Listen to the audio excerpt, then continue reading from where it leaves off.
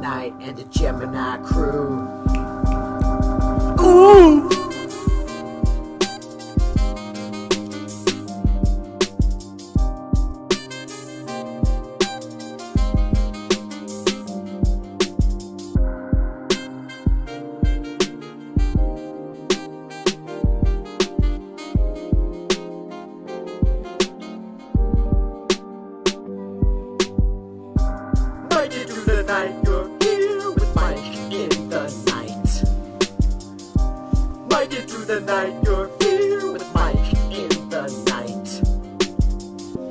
Let's just talk about the world. Give this page another turn, 'cause you're here with us tonight.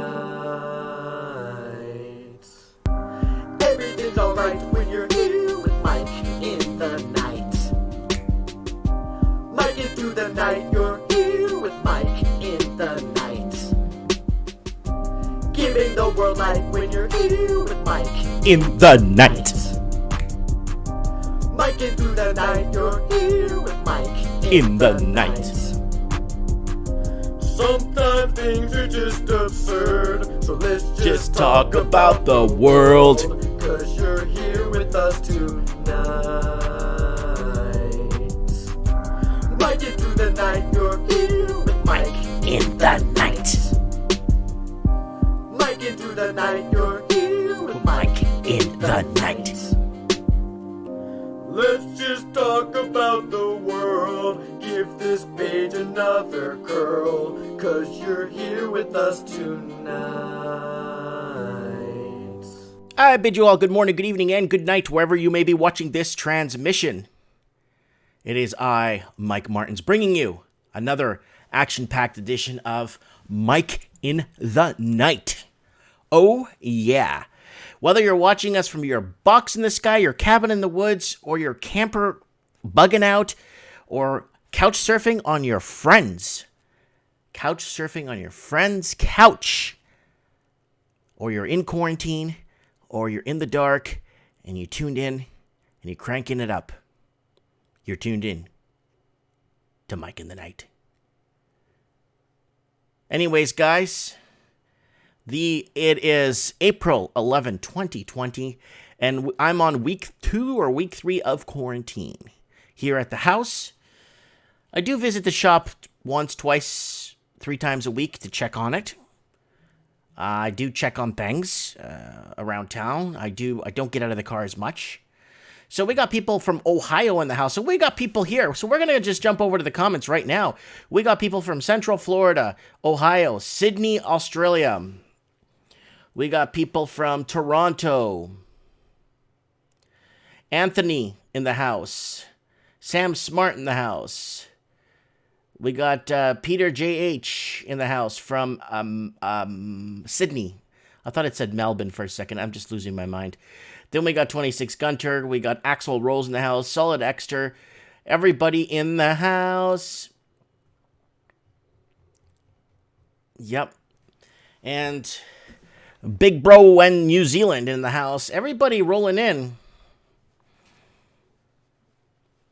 Okay, guys, I hope everyone's having a good lockdown during COVID, or things are going to get a little tighter. I think things are going to get a little stringent, and I think people are going to start splitting hairs real soon. I see a lot of complaints. I've been hearing of complaints of people, families arguing and back and forth.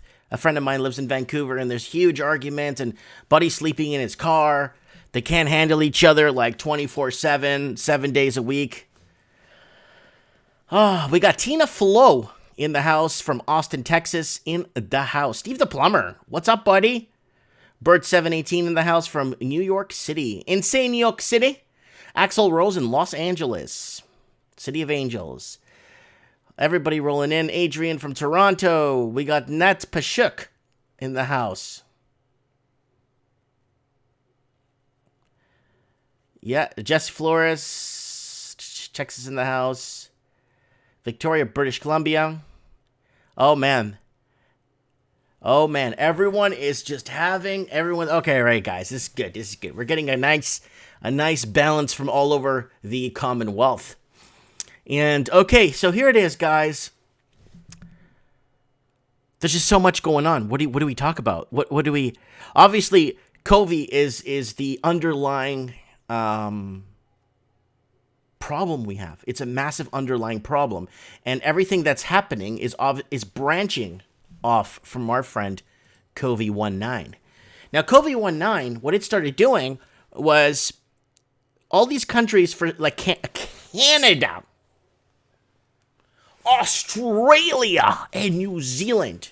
Do you know why these countries still are starting to catch up with the numbers and things are going to get a lot worse before they get back? Do you know why? Because they believed China. Because they believed China. That's a big problem. I put up a poll the other day. Let's go over to the polls on the channel here. I threw up a few polls here for you guys today. So let's go up to the channel, do a quick channel plug.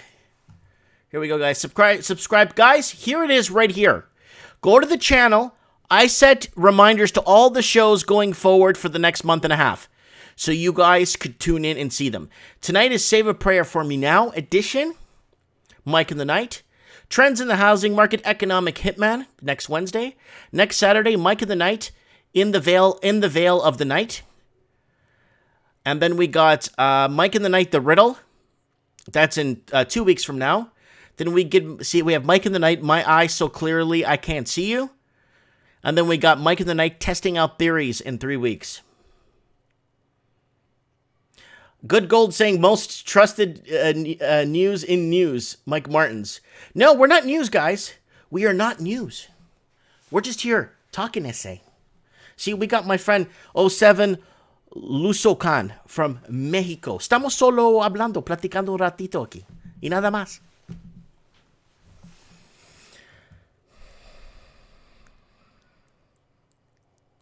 All right. So don't forget to set your reminders for all these shows. Lots of shows coming up. Lots of huge lineup for you guys. And, okay, so let's get to what I wanted to do. Let's go to the community here so we could go on the poll. We did a poll this week, a couple of polls. Did this one about a couple of hours ago, 5 hours ago. Who, in your opinion, is doing a better job at handling the COVID virus? 11% said the great leader of Canada, Justin Trudeau. Donald Trump in the U.S. with 53%, China's president at 7%, Japan's president at 14%, and Scotty Morrison from Australia at 15%. Wow, Scotty Morrison. Wow, in second place, right behind Trump. Followed by Japan's president, and then Justin, the great leader Justin Trudeau, and followed last by the Chinese president. Then I asked you guys 6 hours ago, who is at fault for this COVID? Let's let the blame game begin. United States is at 11% for spy/infiltrator. China at 61% for a wet market / hidden agenda that we still don't know, right? Canada at 5% for level 4 biolab breach. It wouldn't surprise me if this is all Canada's fault. 1 for hiring a double agent from China. 2, 3. Oh, if you add it all up, it's all Canada's fault in the end, right? And the UN to bring down the economy, 24% said. Then we went over, how long do you see this COVID virus going for? 12% said, what virus? Another 2 weeks says 8%. Another 3 months, 30%. Another 7 months, 13%. And in first place, we have 1 year at 36% is what people are feeling. So we go, what do you guys think China's approval rating is around the world? 50-50 says, I love China at 8%. Less than 30% at 17%. I'm boycotting China, 29%. I'll never trust another CCP, 44%. And 3% cannot find China on the map. Now, this is a big one. And I ain't playing games here tonight, guys. I'm not playing games here. This is a very important one that's going to actually mold our futures, that's going to bridge our thoughts, communication, variations, every thought spectrum on the planet. Oh, well, in Canada. Sorry, in Canada. Are you ready for this? Canada is going to get another bailout. And what are we talking about for bailout? Our mainstream dinosaur media. That's a problem. Because in Canada, we've already got a $650 or $600 million bailout for our media companies in Canada. Because just before the elections, our great leader, JT, bailed out all the mainstream media from going bankrupt. If something goes bankrupt, it means it's going to default. It's not working financially, right? So we got a huge issue here, guys. So let me just open I'm sorry, guys. I forgot to open my soundboard earlier. I need the soundboard earlier to help me. I'm not going to go crazy on it tonight, but I love China, right? So my sarcasm, eh? My sarcasm. And we got to get this soundboard to do some talking for us tonight so we don't get in too much trouble here, right? So Mexico. There we go. I love China. All right. Okay. So they're going to be bailing out. This is so important for Canadians. You guys have no idea how important this is. This is bigger than this whole COVID thing because this is going to actually bend, shape, rewire our minds at every angle possible because it's still going to exist in the background. It's still going to be there.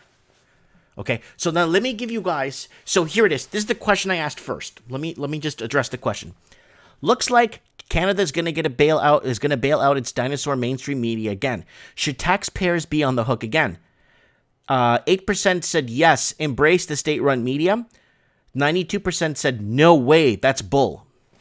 Let's look at some of the comments here. What you guys said. We are becoming a communist nation. Canadians will allow themselves to be walked on till the end of time. That's very true. That's coming from Mike. I think he's in the comments there right now. Then we have looks like a new quid pro quo coming at us. And then someone else says we do not need to help them. They could fend for themselves. Exactly. That's the problem.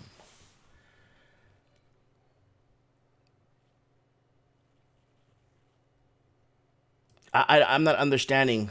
I love China. What the heck is going on here? How about they all take a pay cut? That's a good one.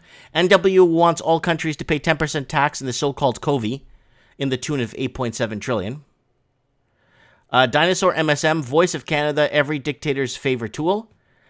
CB is saying, anyone ever watch mainstream TV anymore? Netflix, Disney, Netflix at the house. Too expensive for satellite cable TV. It's not needed. There you go. And Steven, who's actually in the comments right now, filled out the form to remove the CBC.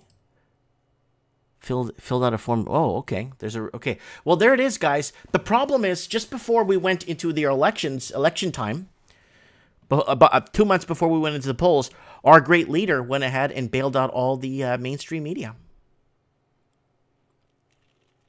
So here's the problem with that. You got a guy like me. Hey, man, I want to go work in the news. I kind of want to spread story. I want to break news. I want to break stories. I want to go out on the fields and this and that. They look at me. Yeah, you're not our kind. We don't want you. Okay. I go home. I turn on my camera and I start broadcasting on my own. I start getting more views or more attention. Heck, they even start shadowing some of my own videos. And then they get bailed out. Are you serious? You get something for nothing all the time? And that is what's scaring me right now, guys. Because it's going to make and shape. That's why everyone should completely boycott this. Guys, if you want to buy me a coffee on Patreon, go ahead. Patreon, $1 a month. I want to show this to you guys. This came in today. It came in yesterday. It's the Mike in the Night towel. It came in. It's this towel right here. Is it Mike in the Night? I got two of them. I have Trends in the Housing Market, and I got Mike in the Night.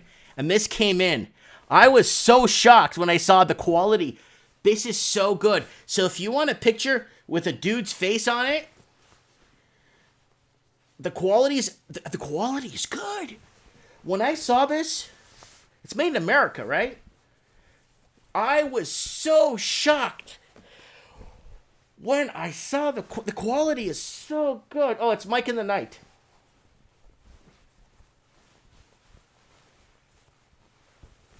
Let me stand up here for you guys. Look at this.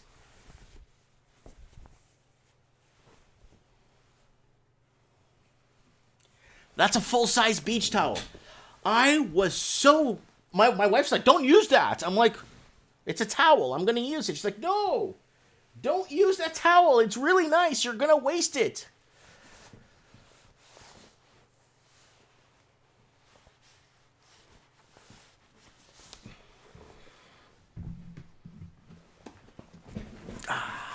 All right. All right. Mexico. It's a nice towel, man. Anyways, okay, all right. So let's get back to, and if you guys want to send me show tips, please go ahead and send me show tips here on my Facebook.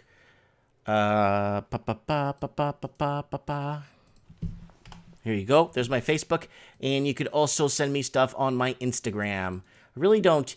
A lot of show tips come here. If you want to throw your show tips in here, send me your show tips here, and I will.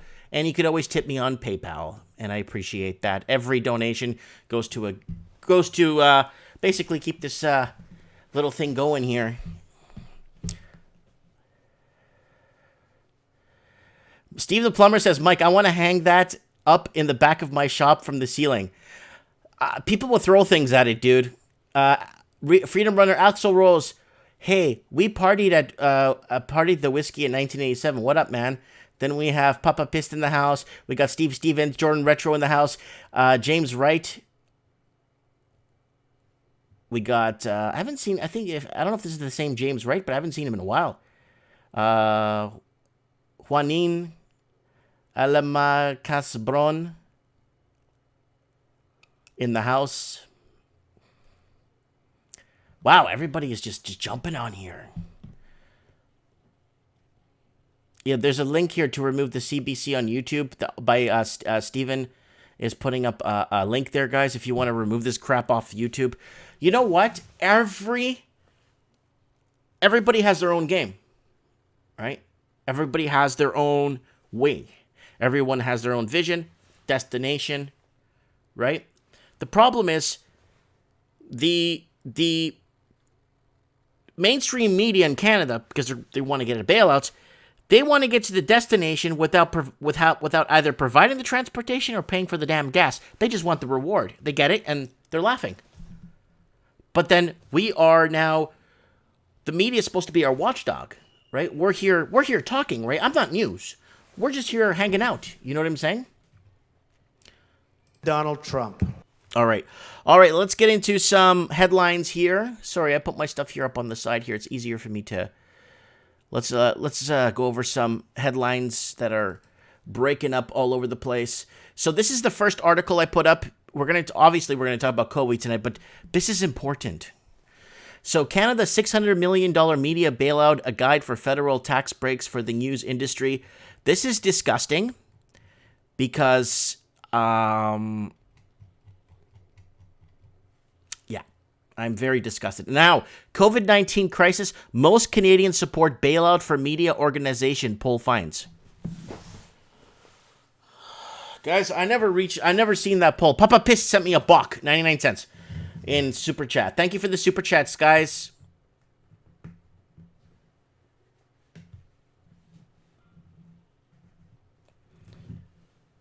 Papa Pissed. Did you hide Axl Rose? Who's hiding Axl Rose? Why?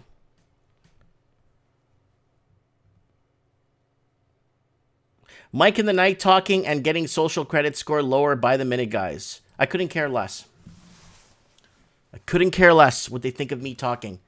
Because if I can't do this, then everyone's going to be looking at the door.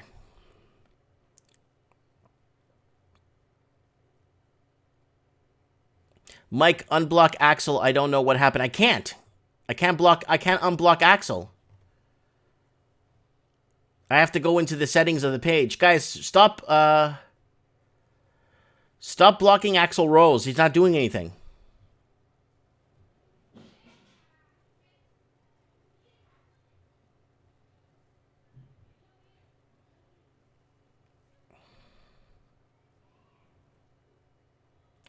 He should be able to show I removed the block. Okay. Guys, why are you blocking people on the channel for? I don't understand why people are being blocked. There's no reason.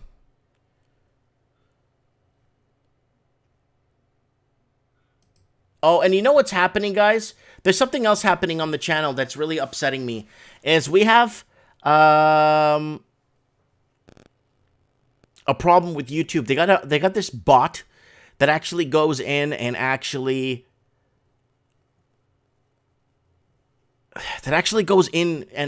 auto flags you guys in the comment section, automatic.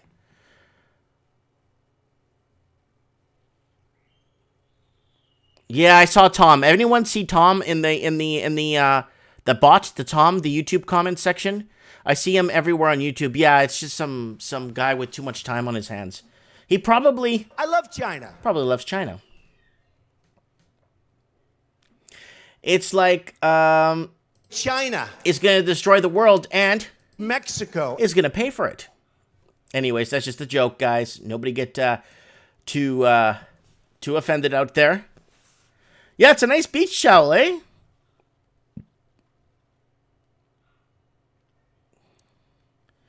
All right, guys, here it is. So, COVID-19, most Canadians support bailout for media organizations, finds poll. So what did they do? Go to a senior's home and poll 10 people that are still alive there? Like, what's the deal? Did they go to 10 seniors and it's, okay.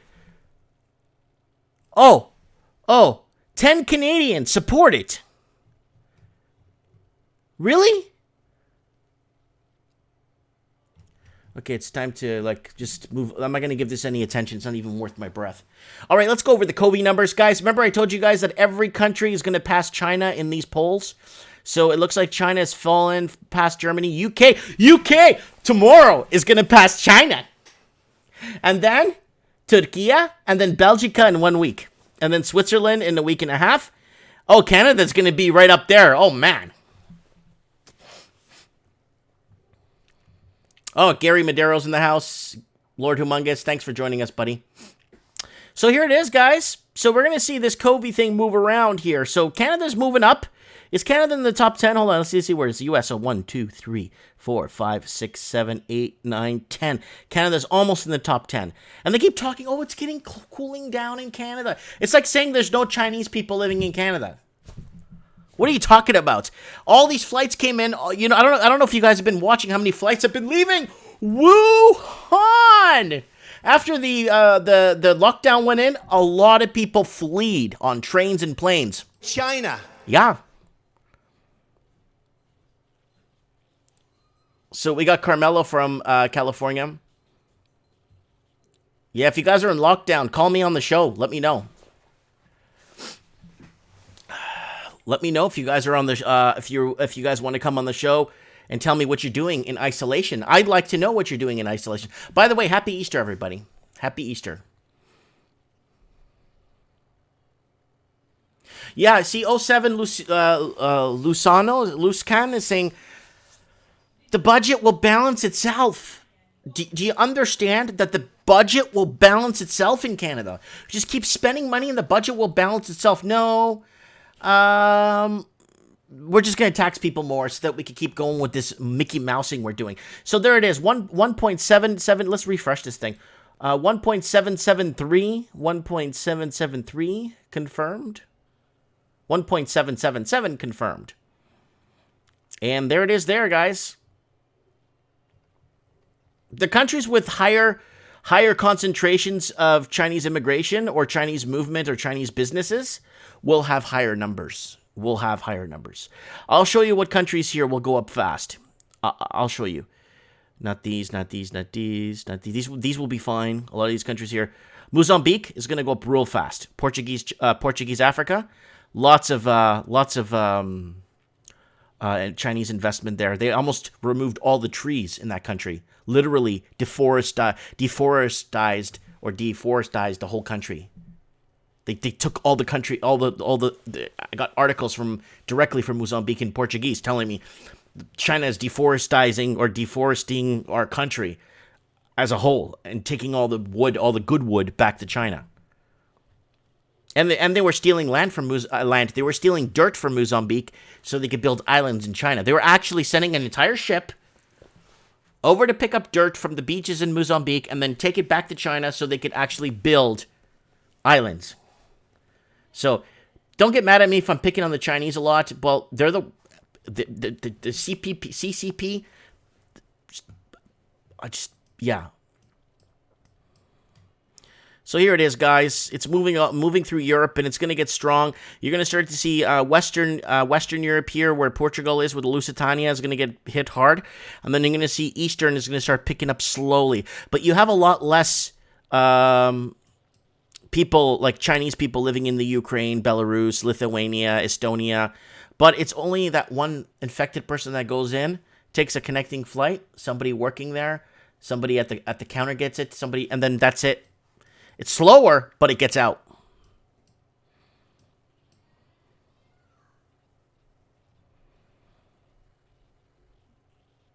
Ravi G says it's very organized. Joe Retro, get Greta on the show, Mike. Lowro says blame the Chinese government, not the Chinese people. I blame the CCP. Those people sitting at those desks there with those ties and prescription glasses and sitting there listening to their great leader, right? China. And did you guys know that the CCP has a background, complete background layout information of every governor, every political figure, right down to aldermen or whatever in the United States and Canada? They know everybody that's in power. They know everybody. Like, I'm talking right from the top, right to the guy that's manager of food and recreation and parks manager. Like, they know everybody, where they live, who they are, what they buy. They've been tracking their phones. They've been tracking everything. I'm not making this up, and I'm not trying to spread fear. And then Canada's like, oh, this is so good. You know what I'm saying? And it wouldn't surprise me if America closes the border to Canada one bit.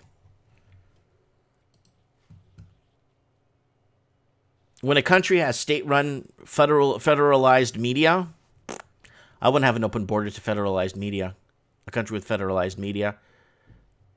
All right, let's go over the total cases here. It's reset. So United States, man, over 500,000. Spain, 163,000.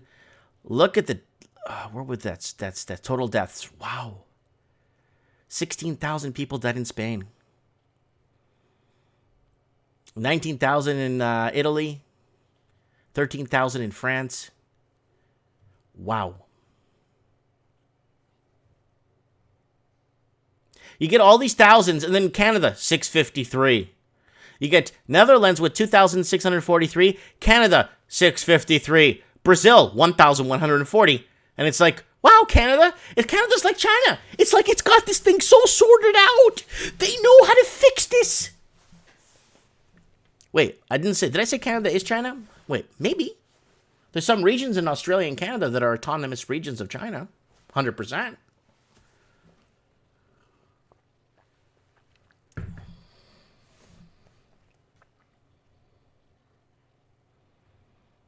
Troll not saying we're all minorities to them. Lola Scratcher saying that China's cases are going up. I think that's severely delusional. They shouldn't have cases because, see, China, they wrote a book. Okay, the book, it exists, that they actually found this virus was infiltrated in their country by their enemy. They took it out, they saved the world, and they saved Christmas. They actually wrote a book in 23 languages explaining how the Chinese Communist Party fixed this.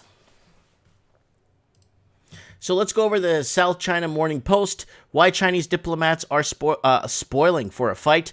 The rise in the so-called wolf warriors heralds a more aggressive approach to promoting the country's official line.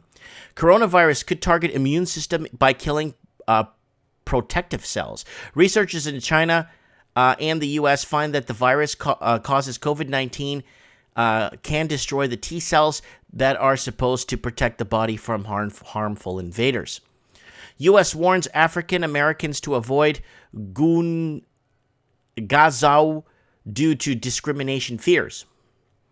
Deadly coronavirus comes in 3 variants, research find. Types A, B, and C are all delivered from the pathogen first found in bats, but have evolved into different ways according to the report by the British-German geneticists. Experimental COVID drug shows promise.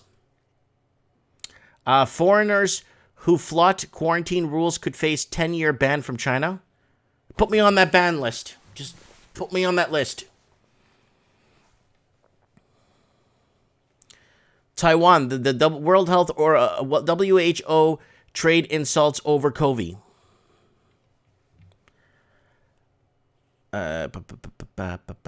Shutdown in Africa in Guangzhou. Coronavirus cases prompt shutdown in Little Africa. Authorities say 5 Nigerians test positive for COVID-19, 4 of whom were frequent visitors to the restaurant in the area. China is not safe while COVID-19 keeps spreading around the world, experts say. Now, China's blaming foreigners coming into China, bringing it in. That's what China's doing now. They're playing, look, man, what are you guys doing to us? The people in the West do that to China. It's like, you're being racist. Taiwan fights to save its tourism amid battering by COVID and coronavirus and Beijing. Taiwan is a beautiful country. I've been there. I think I've been there 3 times. I've been there twice. I've been there 3 times, once with a stopover, but I've been to Taiwan 2 times in Taipei, 101. I love it. I love it. My wife lived there for 9 years. I love Taiwan. Okay? It is an independent country. They have their own currency, their own flag, their own national anthem. They are independent from China. Bat virus, bioweapon, what the science says about COVID-19 origins. Coronavirus risk at Great Apes threatens Africa's Chinese tourist income. Everyone's competing for Chinese tourists. That's what it's about. It's about the money. Nobody cares about, Coronavirus, jobless Chinese graduates in U.S. face decision to stay or go. White House accuses U.S. broadcaster of promoting Beijing propaganda.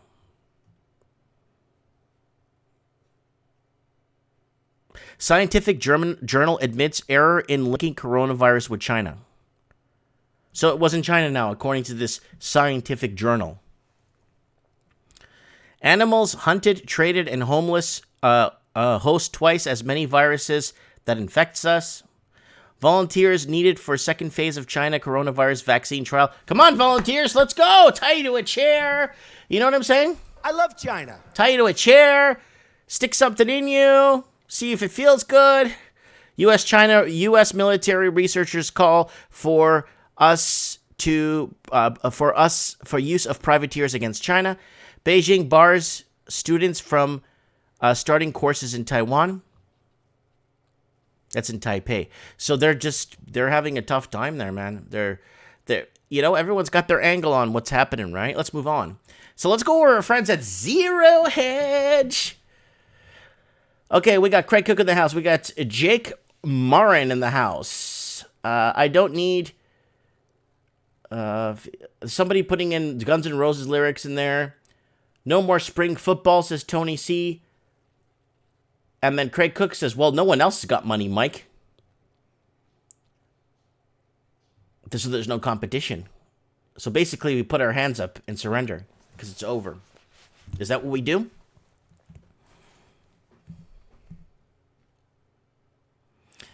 Papa Piss is saying, Hunger Games Society, enmity between thy neighbor.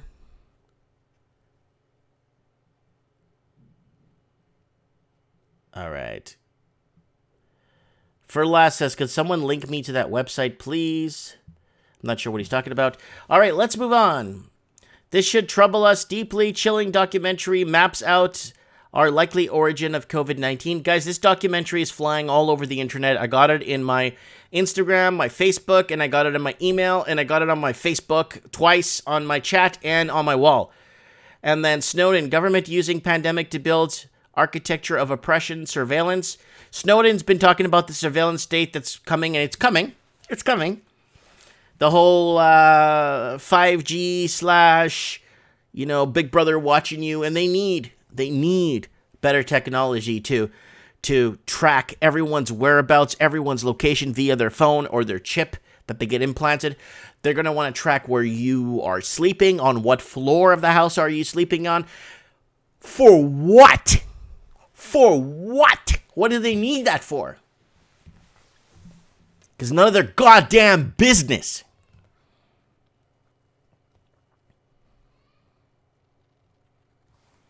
So we got Bolsonaro says Trump wonder drug will save thousands of lives in Brazil.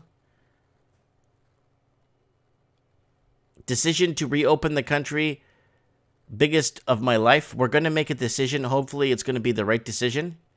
The Fed's balance sheet, the other exponential curve.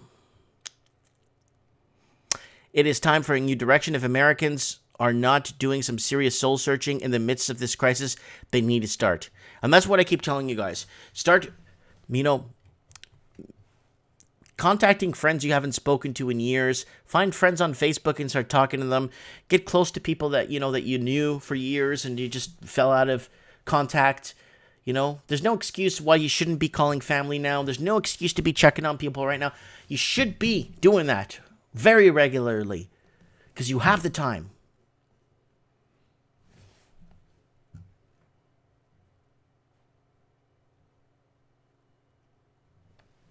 No, this is not an 80s jacket. This is my dad's jacket. I think he bought it in 1975. Someone's asking if I'm wearing the 80s jacket. No, this is my dad. He, God rest his soul, passed away last year. And I thought 2019 was one of my worst years. And then 2020 hits. We're like a quarter into the year. A quarter. And it's turning out to be the worst year. I don't even know when the last time there was a year in my living history from 1978 I was born to now. There hasn't been anything like this. Even my mom, who hasn't seen anything like this in her life.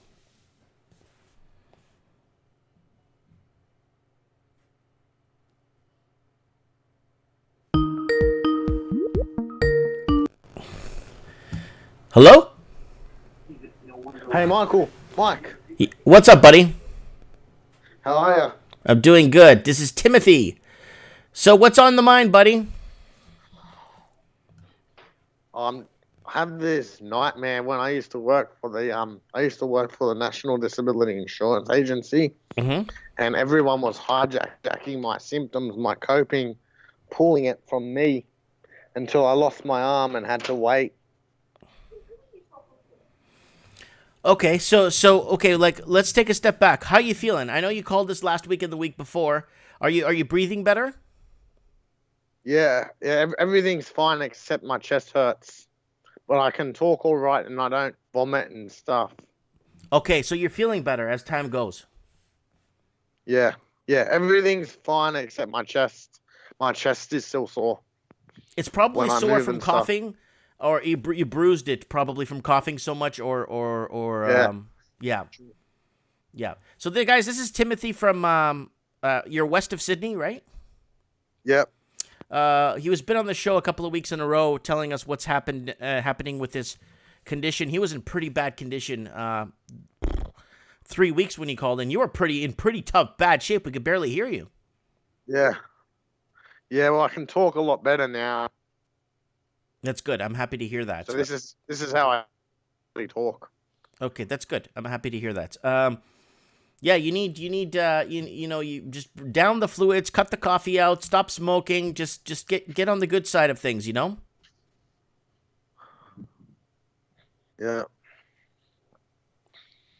So I used to work for the National Disability Insurance Agency, and everyone was hijacking my symptoms, my coping, pulling it from me until I lost my arm and had to wait. Really? Yeah. Oh, that's terrible, dude. I'm just reading the comments here as we I go was by. going through psychosis. Is your cough? Someone's asking, is your cough dry or wet? Dry cough. It's still a dry cough. Oh, I sometimes do vomit up some stuff when I cough. Okay. Well, you know what? I smoke. I'm a heavy smoker. Yeah, you gotta So I stop. always You gotta cough a stop lot. smoking. Smoking is a very 50s thing. You know, smoking was big in the 50s and 60s. The 1950s is what I mean. Not when you're 50. Yeah. And then like James Dean and Marlon Yeah, I Brando. know, That's all I cool, know, but not now. Yeah, even Jake Morin's in the house saying coffee is a mucus production booster. That's what it is.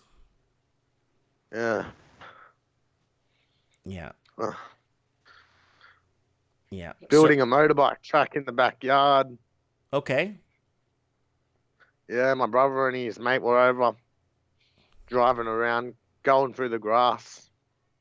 Oh, that's nice. Building a motor, that's nice, man. That's it. Keep yourself occupied. Don't worry too much. Watch Mike in the Night. You know what I'm saying? Yeah. Yeah. So, anyways, we're gonna let you go, Timmy. I'm gonna finish the news off here, and I'm gonna get some people on the show that are gonna, talk about what's going on, and I got somebody on the show that could tell you, basically what to do. Okay, mate. To kick this. All right, you stay out of trouble, eh? All right, you just Call in next week and give us your prognosis. All right. All right, bye. Bye. That's our man Timothy from west of Sydney, Australia. He went to a hospital. He went to go get checked out, and they told him to go home because they said that he hasn't been to China or overseas, so they wouldn't test him. He had troubles breathing.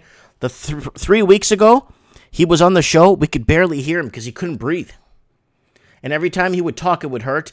And every time he would, just a little breath, it would hurt. And man, I don't know what advice to give the guy. I just told him, stop drinking coffee. Stop smoking. Right? Yeah, Tim sounds better. People are saying, 3 weeks ago, man. It was, go back to 3 weeks ago, Mike in the Night, and see for yourself. Okay, let's go with Russia Today. Russian state media.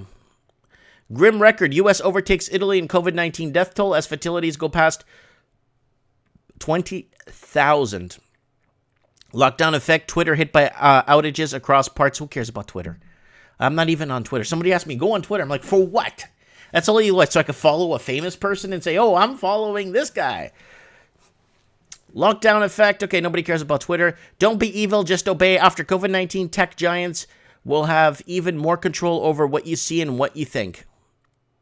George Galloway, Pussycat Media has failed to call out the UK government's abysmal COVID-19 response. We should be angry. British PM Johnson says he owes his life to the NHS staff, and the UK COVID death toll closes on 10,000. Cuba, enraged over cruel and genocidal U.S. blockade impeding anti-coronavirus efforts. So Cuba they're not cooperating with Cuba.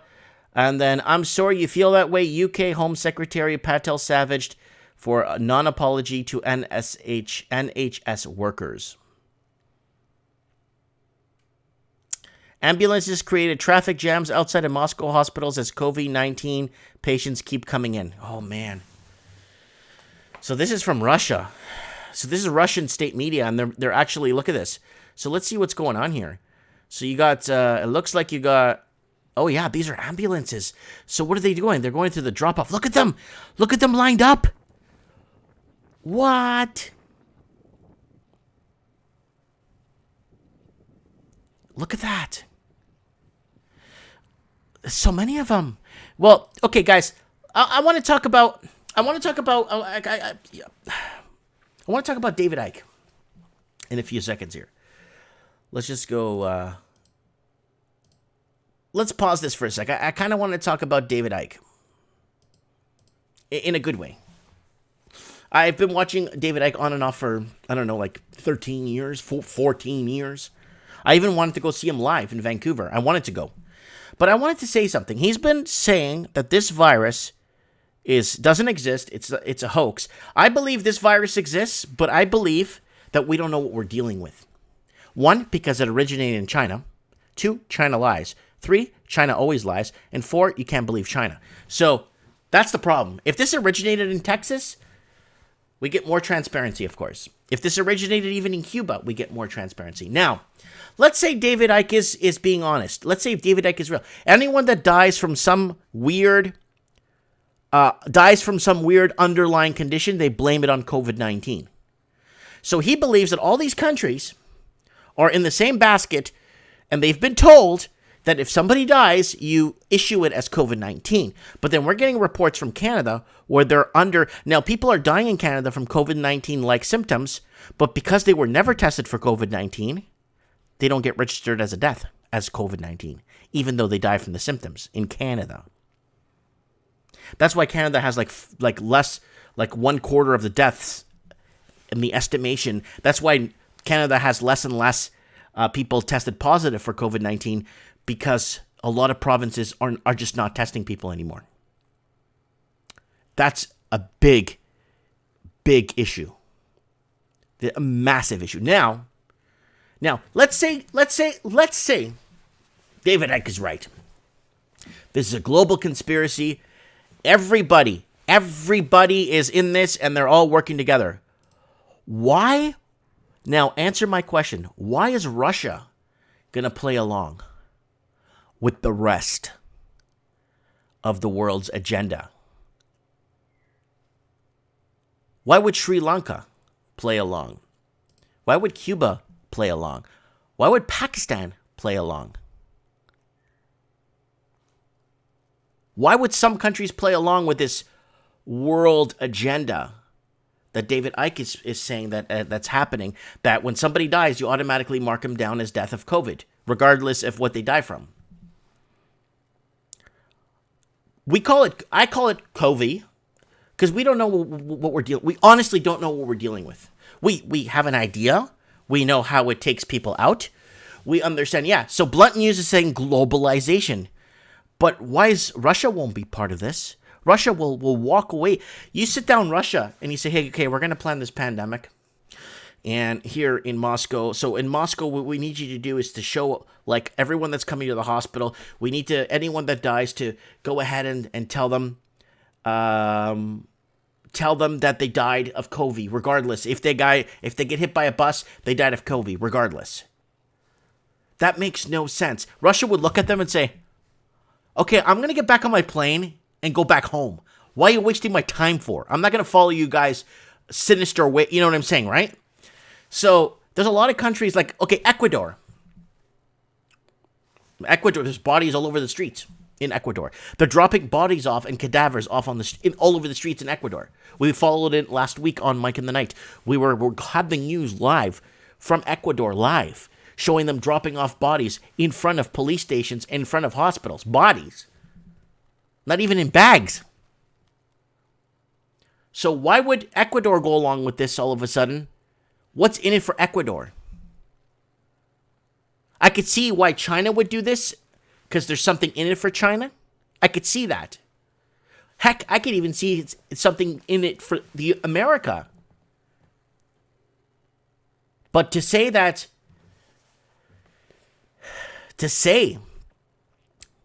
this is a global, and every country is partaking in creating this facade, I think David Icke is wrong. I just think he's wrong. I mean, I think the guy is great. He's got good charisma. He likes to challenge the narrative. He's very well versed in English and all that stuff. And he was an ex-football player. You know, he understands, right? But I think he went too far with this one, in my opinion. Right? I just can't see every country in the world going on board with this. I just can't see Cuba. We went to the article where Cuba's being basically with blockades, in Iran with blockades. Why would Iran and Cuba start posting deaths with COVID and Iran posting when it's supposed to be a global thing that everyone's part of, or everyone's supposed to be part of. It makes no sense. That angle is broken. It's a broken angle. It doesn't work, in my opinion. So there is something happening. Do we know? We know something's happening, but I don't think we have our finger on the pulse. I don't think we're even close. We can't find a cure for this, or we can't find, not a cure, but it's like trying to find a cure for the common cold. It's not going to happen. You're not going to stop it, right? Northern, southern hemisphere colds. Influenza passes, dies with the good weather.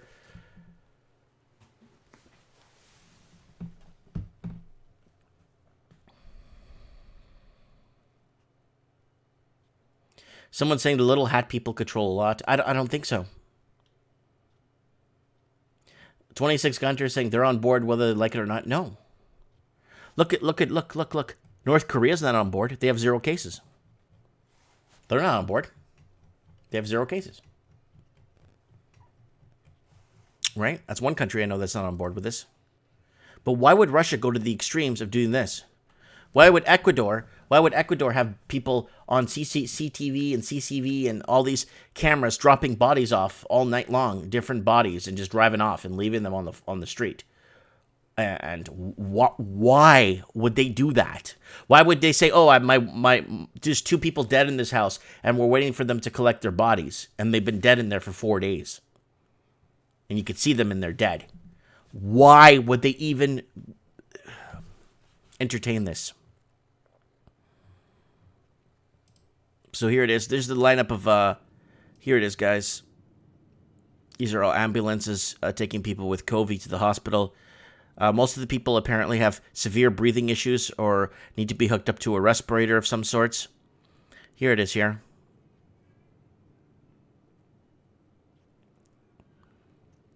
These are all the ambulances lined up to get into the hospital.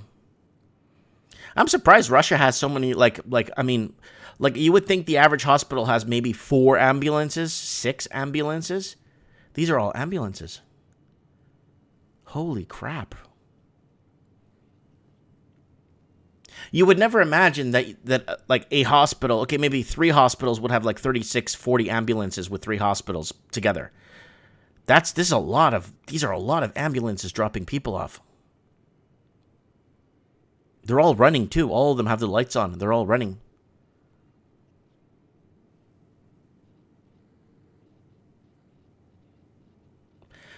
Jake says that looks staged.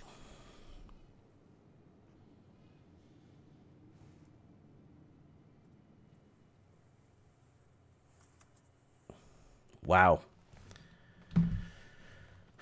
Wow. I just wanted to throw that out there, guys. Why would Russia go out of its way? Why would it care? Why would it care? Why would it get all these people on payroll to do that? Why? It's a waste of time and money. Let's go back here real quick. First group of volunteers assembled as Russia prepares for human testing of COVID vaccine. So who's going to win this? Who's going to have some sort of vaccine for this? I'm sorry to feel the way you feel. UK Home Secretary Patel savaged for non-apology to NHS workers. Then they will not let it happen. The OPEC cuts won't close Russian oil wells, which would be impossible to reopen, says Novak. Wow. All right.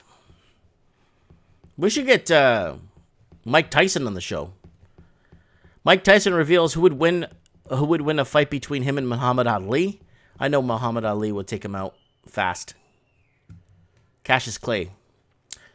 All right, let's go to some state-run media from Iran. Let's see what the Iranians are blaming, who they're blaming. Iraq's new choice for prime minister suggests defeat of the U.S. pressure. Rotting corpses lie in French nursing home overwhelmed by COVID-19. Wow. See, if you want to get the back end of some stories, yeah, there's a lot of bodies rotting in homes. Like I didn't know France. I know Bolivia, Ecuador, and some parts of Colombia. I've heard, like, of those places, but I've never heard France. Right?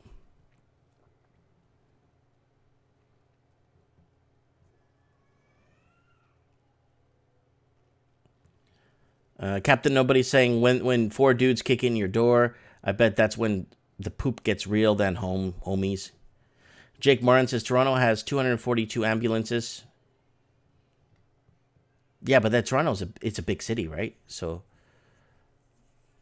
I think my town has 2 ambulances in my little town. Ben Savage says, when is the Gemini crew going to be on? He was on at the beginning of the show. Mike, how much for a vaccine per person? I don't know if you want to take that. M. Howden saying, bunch of suicides too. Oh, we got another article here from Low Roller Scratcher. What is it? All right. British 5G towers are being set on fire because of the COVID conspiracy theories.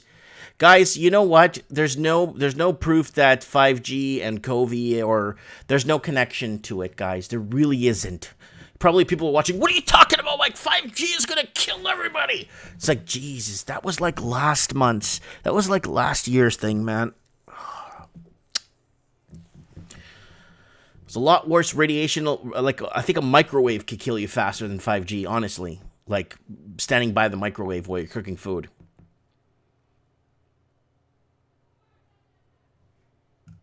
Working on it said, but I couldn't take it. They wanted me to move to Merritt. Oh, you got a job in Merritt? Cool. Working on it said she would have to move to Merritt.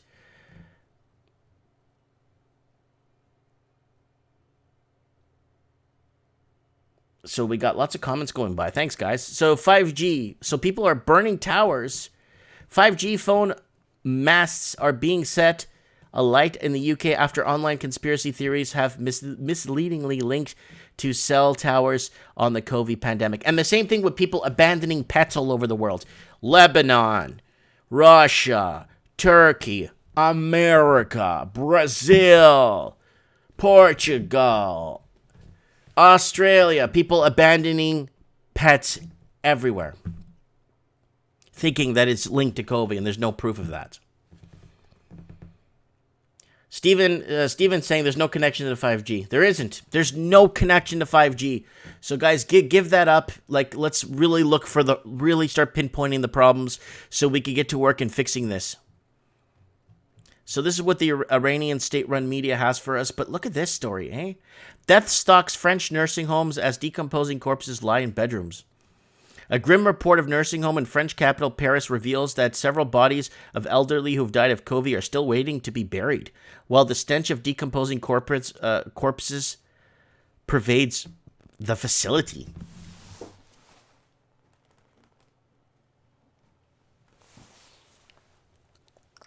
It's like a Stephen King movie, The Stand. Some 300 residents of Jardin de la Plantes nursery home, around a third of all the elderly being cared for in the facility, lost their lives since the COVID outbreak struck the European country. Reuters, citing an unnamed employee at the home, said in a report on Friday.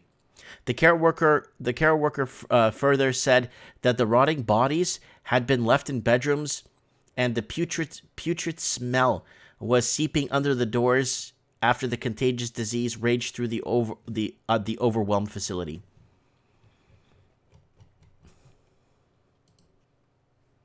So there's another one that people think that warm weather will kill off kill off COVID. No, warm weather will not kill off COVID.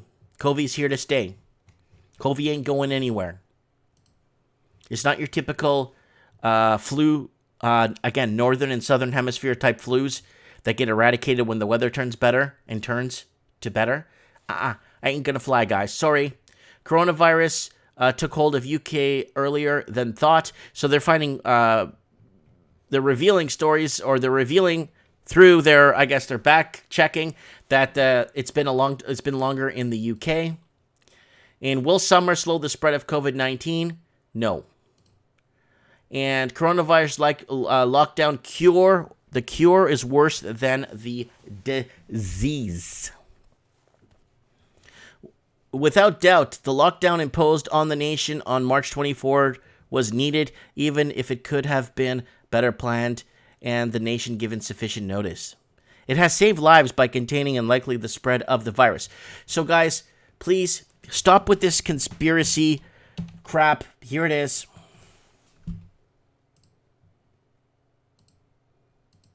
So here it is, guys. I keep bringing this up so you guys can understand. Yes, could they take our rights away? Sure. So here it is, guys. Influenza closes schools, churches, and theaters. This is from 1918, October 9th. Health Commissioner issues a proclamation ordering drastic methods to check disease spread. See? Drugstore swamp with flu victims. North End puts a new punch into war bond drive. So here it is. Spanish flu. Citizens, stay away. Wash your hands. Look. 1918. See? Keep on guard.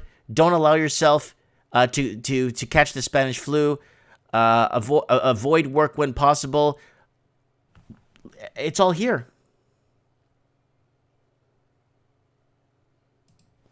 Look at this, guys. Look at this. From Alberta, from 1918. Wearing of masks is made compulsory in Alberta during the Spanish influenza. So when people keep saying, oh, yeah, look what they're doing and this and that. Look at this. This has been going on. It's been this happened 102 years ago. And it's back. It's not the same virus, but it's back. Look at this. Spanish influenza in Honolulu. Look at all the cases in Honolulu. See? All theaters closed until further notice.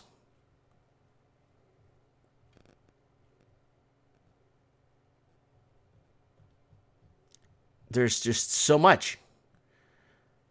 So people need to stop with this, conspiracy crap.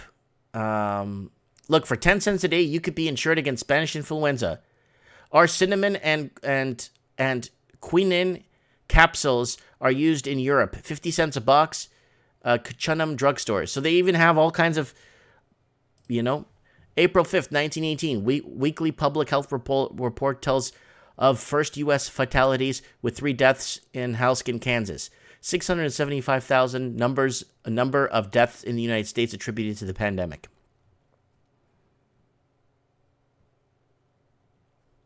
So there's so many articles. See? Wash your hands. Look, there's an article here that tells you how to make a mask at home. You must be wearing masks. They're going to make it mandatory to wear masks. Look. So all of this stuff. Everything closed. Lockdown. Look, more lockdowns. Potions. See? Compulsory. Wearing a mask compulsory in public. That's in New York. See? Where's this one here? This is a big front page here. Influenza's dying out, says report. This is the end of 1918. So this thing stuck around for anywhere from, depending, we don't even know how long it was out before it actually started to really, really hit the ground running, right? So here, theaters and churches and schools. This is from the Utah. The Salt Lake Telegram. Theaters, churches, schools in Utah close on account of the flu. See, 1918. This is just, guys, they really want to stop the spread of this. I really think this is honestly, wholeheartedly, in my opinion, this is the real deal, right? We're lucky we have the jump on this. We're lucky we have social media. We're lucky we have, because if we had to depend on CNN and Canadian, whatever, CBC and BBC, they'd hold this back so they wouldn't ruin their perfect economy. They'd hold this thing back. They'd even bring in more Chinese to bring in more money. They would hold this thing back as far back as possible until they have to let it out. Like, until everyone around them is dying. It's like, holy crap, everybody around me is dying. I love China. All right. So let's get, I want to get Tino. Can you come on the show? I want to get Tino on the show. He took a few photos for me in Seattle here.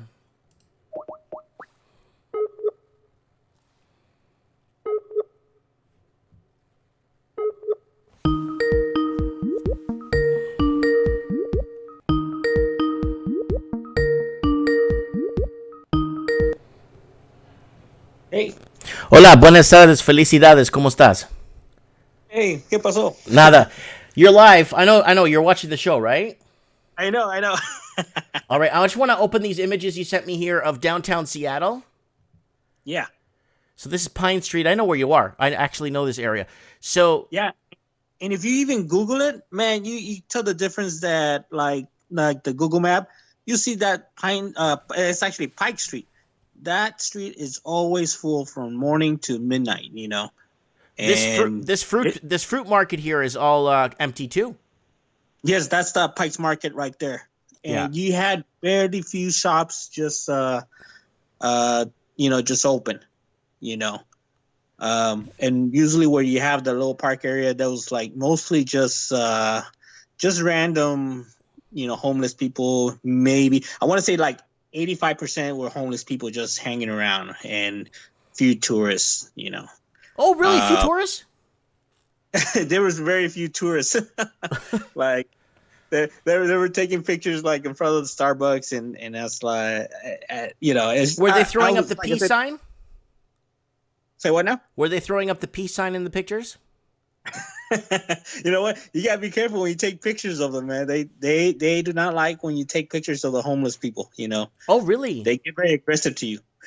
Oh, okay. Yeah. I'm talking about the tourists. Oh, the tourists. They don't care. Oh, okay. All right. Here's another street here. I think this is over by. This is like 4 blocks from the Space Needle. Yeah. Let me see. Hold on, let's see. Oh, there we are. I know where we are here. There's another picture there from your front dash. Yeah, that was the front desk. So that's like a market. There's like a busy like a mall around their area, and there's like I said, they boarded them up. There's some stores that they boarded up, just because there is there's break-ins, Mm-hmm. So they just start boarding up places. I see the plywood, the plaud on the windows there. Yeah, it looks pretty nice. Okay, let's move on to the next photo here. So here it is down on the main street here. What is this, Broadway or something? And that is, let me see. Santa Catarina? Parece que sí, but I think it is. And like I said, I was going. It's all dead. Right. And usually the city's bustling. Yeah, I know, right? That's why you asked me, where's the people? It's like, man, there's hardly any people. Mm-hmm. Mm-hmm. So next time, when are you going to go back into work? I probably they got me moving around. So I worked either in Seattle or sometimes in Bellevue. Okay. And I'm going to be in Bellevue tomorrow, and I could take pictures there. Bellevue has a little bit more people. You actually have more people just because the streets are safer there. Mm-hmm. Stuff is still closed, but you still see some people kind of walking around and doing their thing. But I want to say like next week I'll probably go back to Seattle. We'll do some moving images for us, like picture videos. Oh yeah. Do a video. It works on Skype. You could upload a video on Skype if you want. I think it's at least if it's under 10 minutes long, it will upload. Okay. Yeah, I'll mess around with it. I haven't messed around with Skype for a good while. Yeah. But yeah, I'll check it out and I'll do get some videos for you and just kind of show you how everything. Yeah, because like I said, I was like, I haven't been to the Pikes Market for a good while, and it's like, let me see how that looks, and man, I was just surprised, and it's like, wow, it's like at this time of day, on a week, it's bustling, but wow. it hasn't been at all. So, guys, you're seeing images here from our friend, our correspondent for the channel, on the ground there in downtown Seattle. And I appreciate you for sending us those images, buddy. Yeah, no, de nada, man. All right, so anything else you want to add? No, just I've just been busy ever since I got back to work, and I've just been putting my time on it. And it's just my company that I work for. That I'm there's always rumors. There's always say, hey, we got this much time, we got this, and then I'm finding out that maybe on the 19th we're gonna just shut the whole operation with our company, meaning that all the employees that are working will be out of a job, and we'll see how, because supposedly we're aiming for the 4th of May, and hopefully everything goes back to normal. But I have a feeling that it's going to be pushed more, at least to close to June. No manches. Yeah, I know. And it's like, it's just a lot of people are just like, because the company was, like I said, was nice enough to pay him like 3 weeks of Right. company's pay To stay home. and yeah, say, hey, stay home, we'll pay you, what you made, and which was nice of them. And then so it's been 3 weeks already. We're like, started like in mid-March or so, and now we're almost getting mid-April. So people are already using up their PTO that that are still staying at home. So if it's going to pass more May, they're going to be, people are going to be able to use up their PTO. They're just going to say, well, we're going to file unemployment. And just trying to file unemployment, I'm hearing that it's taking people's days, if not almost a week, to file unemployment, because there's so much people. I think the number was 17 million unemployed now for the United States, and it's like unheard of, Yeah. So yeah, es horrible. Yeah, no, it's mucha gente que están, they're just starting to feel the pinch, the squeeze, the pinch on it, Yeah. Yeah. The eeriness when you're out alone on these streets. Holy Max. Yeah, no, it's but yeah, I'll the voy a grabar unos esos de Bellevue in Seattle and even Tacoma, because I live around that area. Okay, hazme unos videos para allá. Yeah, definitely, man. All right, hermano, órale, nos vemos, and we'll talk a little bit later, okay? You have a great Easter, man. Oh, yeah, you too. Happy Easter, eh? Happy Easter. All right, hasta luego, carnal. Adios, man. Adios. So that is my man Tino from Seattle, who is representative of the Mike Martin's channel. I should send him a T-shirt and a microphone to plug into the bottom of his phone. They actually have the standard jacks, and they have now Bluetooth microphones. Now, hold up, David Sabrini sent me $5.49 Canadian essay. Thank you so much, Dave. So much. Thank you. And we got somebody else. Who sent me $20? Oh, man. Rand Ross sent me $20. Why are they banning the sale of seeds to grow food? Are we talking about heirloom seeds? Because if they're heirloom seeds and you're getting them from your neighbor, guys, it doesn't hurt to collect seeds. Okay, I'm going to tell you guys something. I do have a small collection of seeds in a tin. I put them in little tinfoil wraps or little baggies. I got all kinds of seeds, different tomatoes, different types of corns that are not modified. They're heirloom, good stuff. Why are they banning the sale of seeds to grow food? That's a good question. We are going into spring. Why are they banning the sale of seeds? If anybody knows, can someone leave a link in the comments so we could answer Rand Ross's question? Thanks for the $20. Why are they banning seeds? Why would they do that? Why would they stop people from... Maybe to stop people from going out and planting?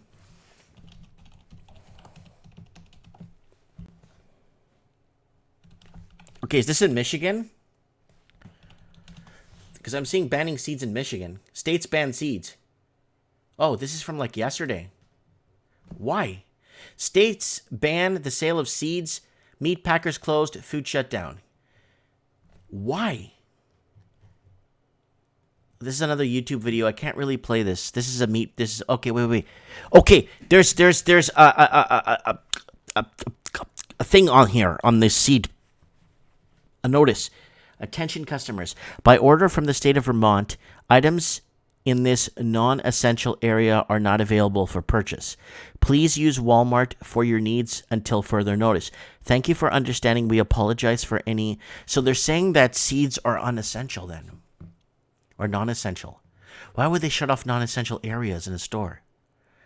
Why don't they just have this everything in the store for sale? John's Guitar Barn said, I just bought seeds. Good boy. Good for you. Buy seeds. I got all kinds of collected over the years. I even brought seeds over when I went to, when I went over to Asia, when I went to Thailand. I got some seeds from a really popular hot pepper that I grow every year.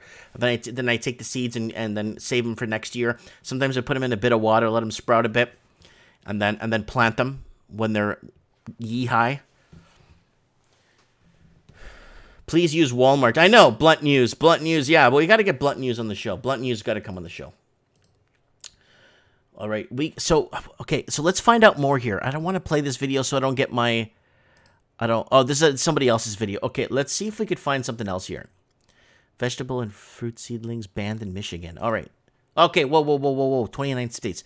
So we don't have a news article. After watching yesterday's announcements, I was taken aback about nearly not enough grocery stores here in the city. A lot of people do not have access to fresh vegetables in normal times, let alone shutting down access now. We live in a city and our entire backyard is a garden and greenhouses. My wife and I went through and found all of our seedling pots and did an inventory of our seeds. Saved from last year, we have a few thousand pots and thousands of seeds. Okay, so this morning we rounded up kids. Okay, there's nothing here. So what is going on? Hold on a second. 29 states. So this is a Mother Jones article. This is a very good magazine for... subscribe to this, guys, on the online. These guys are actually good. They're not public funded. They're like my channel. They go off donations. 29 states just banned laws about seeds. Banned laws? They banned the laws about seeds or added laws?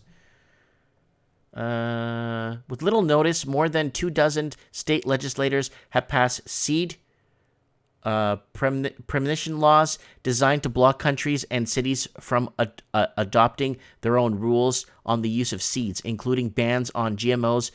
Opponents say that there's nothing more fundamental than a seed, and that now, in many parts of the country, decisions about how they can grow have been taken out of local control and put solely into the hands of the state. This bill should be viewed for what it is, as a gag order on public debate. A national advocacy group and a resident of Montana, which along with Texas passed a seed preemption bill this year. This thinly disguised attack on local democracy can be easily traced out of state to corporate interests that want to quash local autonomy. There it is. There's your answer. Corporate interests that want to quash local autonomy. And that's dangerous.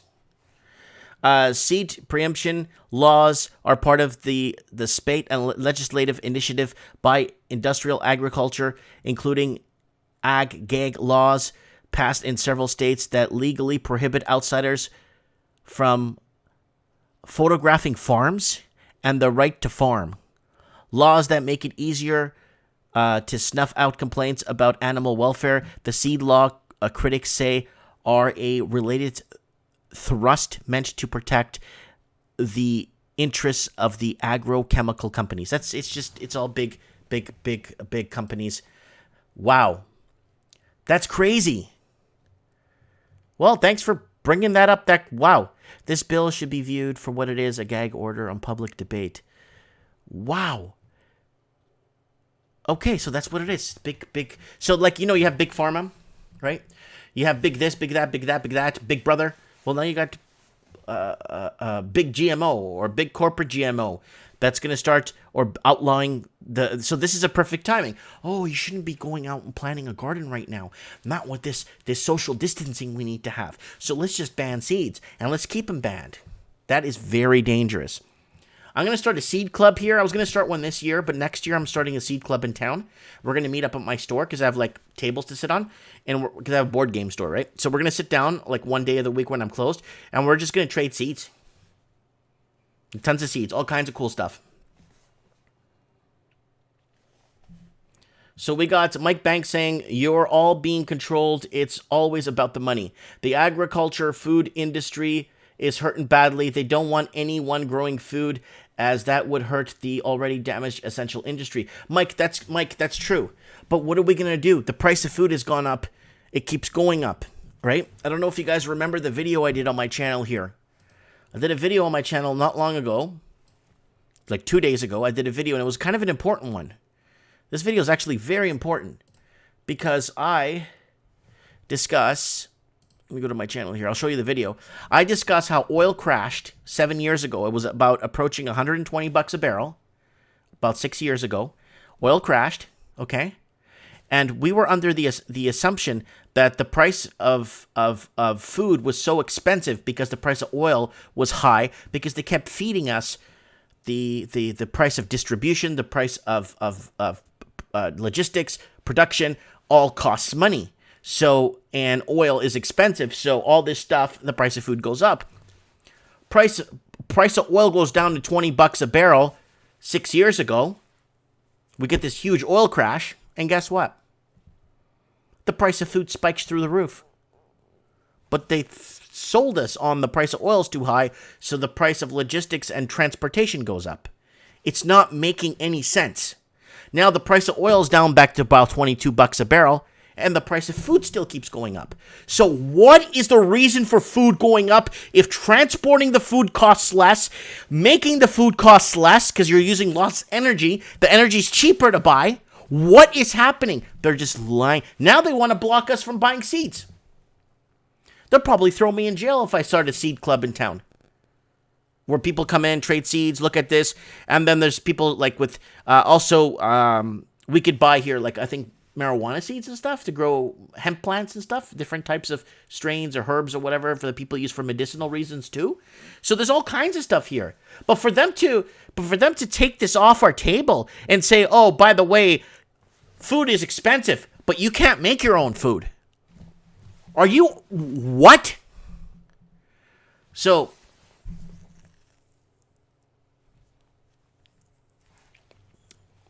it doesn't make any sense, guys.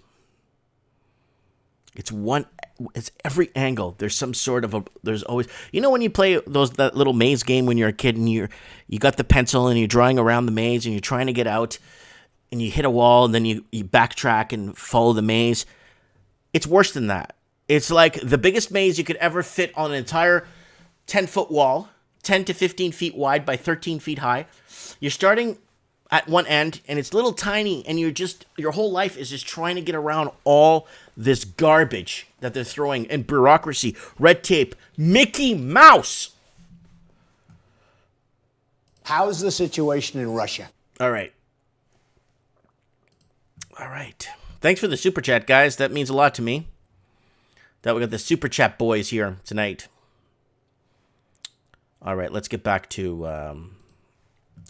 Let's get another caller on. Steve, are you still awake? He called me earlier.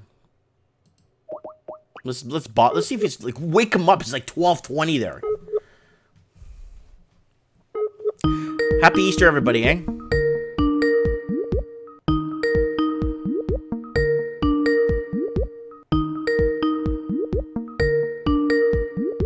I have really nothing better to do. Nobody home. No worries. He called me earlier. I tried to get back to him, but... Yeah. All right, let's get to our friend. I wonder if Gunther... Gunther, are you there, buddy? Are you watching the show? Yeah, he's online. I want to call Gunther because he's been following... We've been following a flyover state for a while now.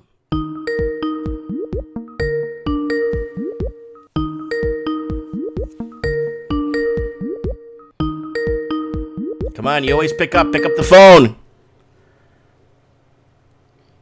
Hey, Mike. How are you, my brother? Gotta switch your audio to my headphones. No problem. Right quick. All right, how you doing? I'm doing phenomenal. I'm just calling you to touch base on what's happening. So, remember, you're in a flyover state, basically, and Yep. What's happening? Not much. They just closed all state parks recently. I heard it was because there's a lot of vandalism, but I don't think that's the idea. They've been swarmed with people every weekend, so that's probably why they closed them. A lot of crime. Really? Like break-ins, seen like high-speed break-ins? attempted robberies. I see all the time on a police scanner I follow on Facebook. People are seeing people looking in their houses. Now, there have been some break-ins, but it's mostly they're just catching people looking around. There's been a lot of high-speed chases and drunk drivers and Really? and things. Yeah, people are losing their minds. So they can't sit still for some reason. Tell people where you are and how far you are from the capital. I'm in South Wisconsin. I'm about 45 minutes from the state capital. My county has probably about 50,000 people, and I live in a little town of about 12 to 15,000. How many cases are we looking at now?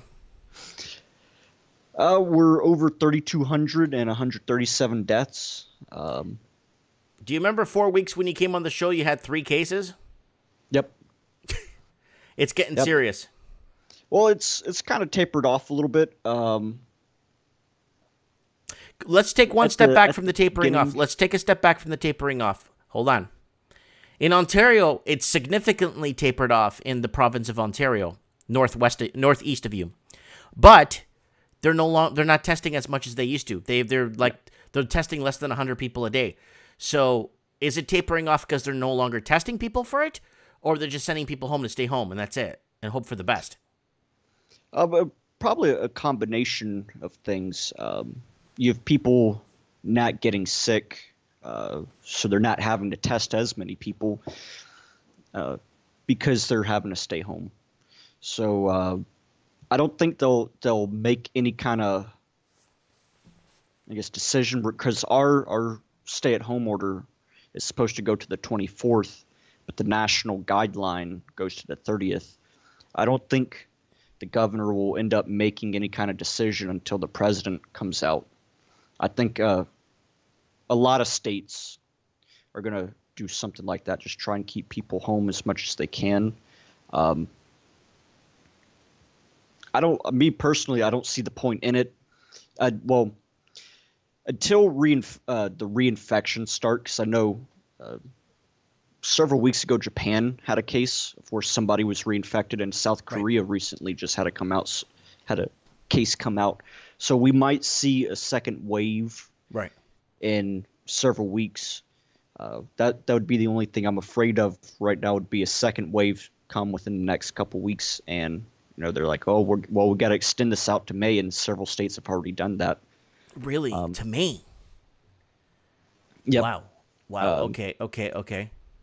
So, and apparently at that there in the East Coast where you guys are, you're having some record good temperatures. Yeah, it's been pretty nice. We had some weird weather on Thursday. It's really strange. It was like out by my parents, it was sleeting, but when you get to the main road in town, it was snowing, but when I got to work, it was completely sunny.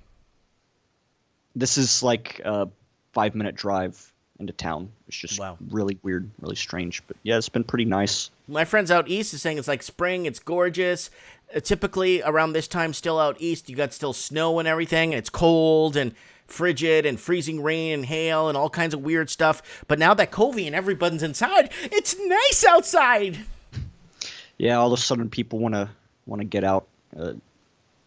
When it's really sunny, it'll be cloudy a lot here. And several weeks ago it was cloudy and kind of raining and damp. But every time it was sunny, you'd always have people out walking their dogs, out exercising. And so far they've been, I haven't seen any cops like hassle people. I've heard they've hassled people at like Walmart sitting in the parking lot or something. I haven't personally been hassled. Okay. But are you seeing still lineups at the grocery stores there? I haven't been in a couple of weeks. I'm planning on making a trip Monday to stock up on some stuff. Are you wearing a mask and gloves and all that stuff? No, I'm not. I'm not worried. Even like in my county, I think we have like 24 cases. Even say, you know, there's 100 times that many. Say there's 2,400 cases. I still wouldn't be as worried because what's the likelihood of me actually running into somebody infected? It's like an 8% chance.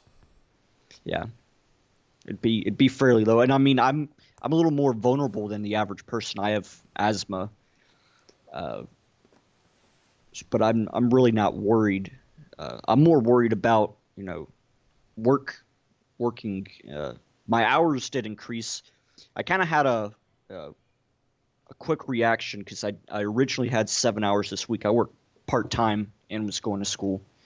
For anybody wondering, I work part time at a fast food restaurant, and I typically get about 20 hours a week. Mm-hmm. And this past week I only had 7. But I got called in for another day, which was kind of nice, but I didn't realize it we closed for Easter. And so a lot of people were like, why did the schedule cut off? And it was like, oh, we're closed on Easter. Mm-hmm. Everybody was freaking out thinking we're like, they thought they closed it down. Yeah, they thought we were going to be shut down. No, it's just for Easter. And then I got 18 hours this coming week. Well, good for you. Good for you. But I don't know. I think several states are overreacting. You know, I can understand the major cities having to like clamp down on areas, but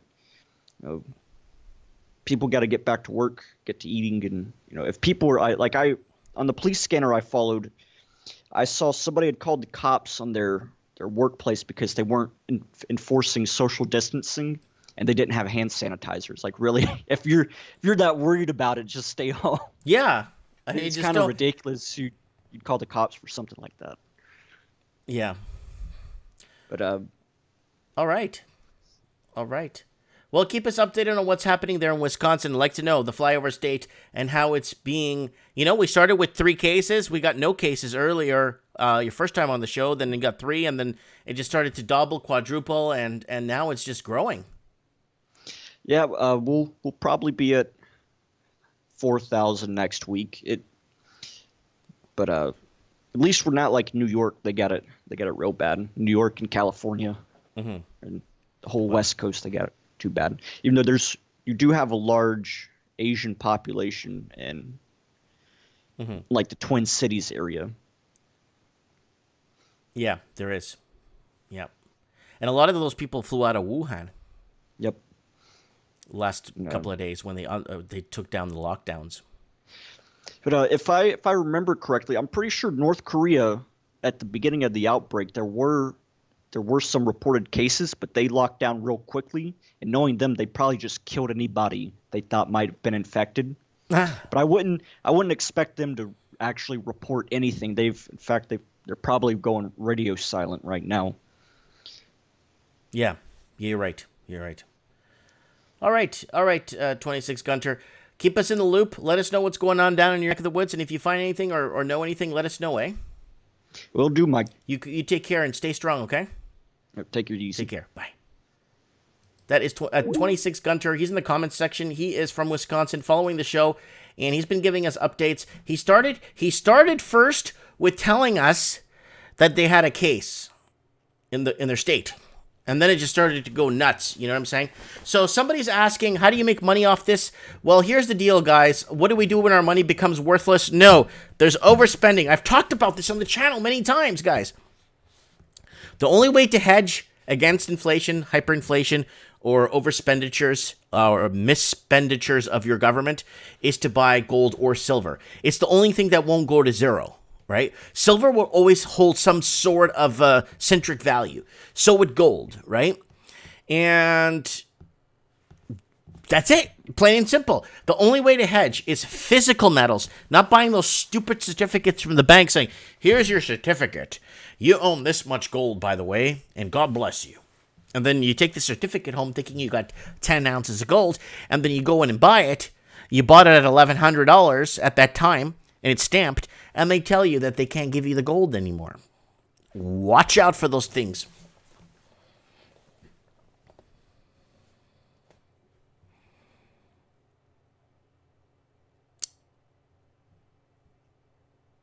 So we got okay,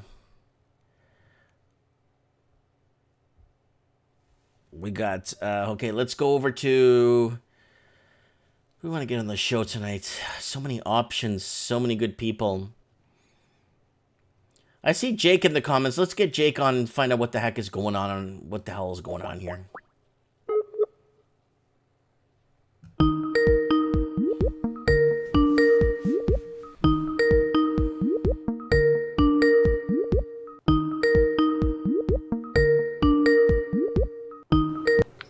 Hello. Jacob, how are you, my brother? Good, Mike. How are you? I'm doing fantastic. So, what's going on? What have you been hearing? What do you know? Tell us. Fill us in.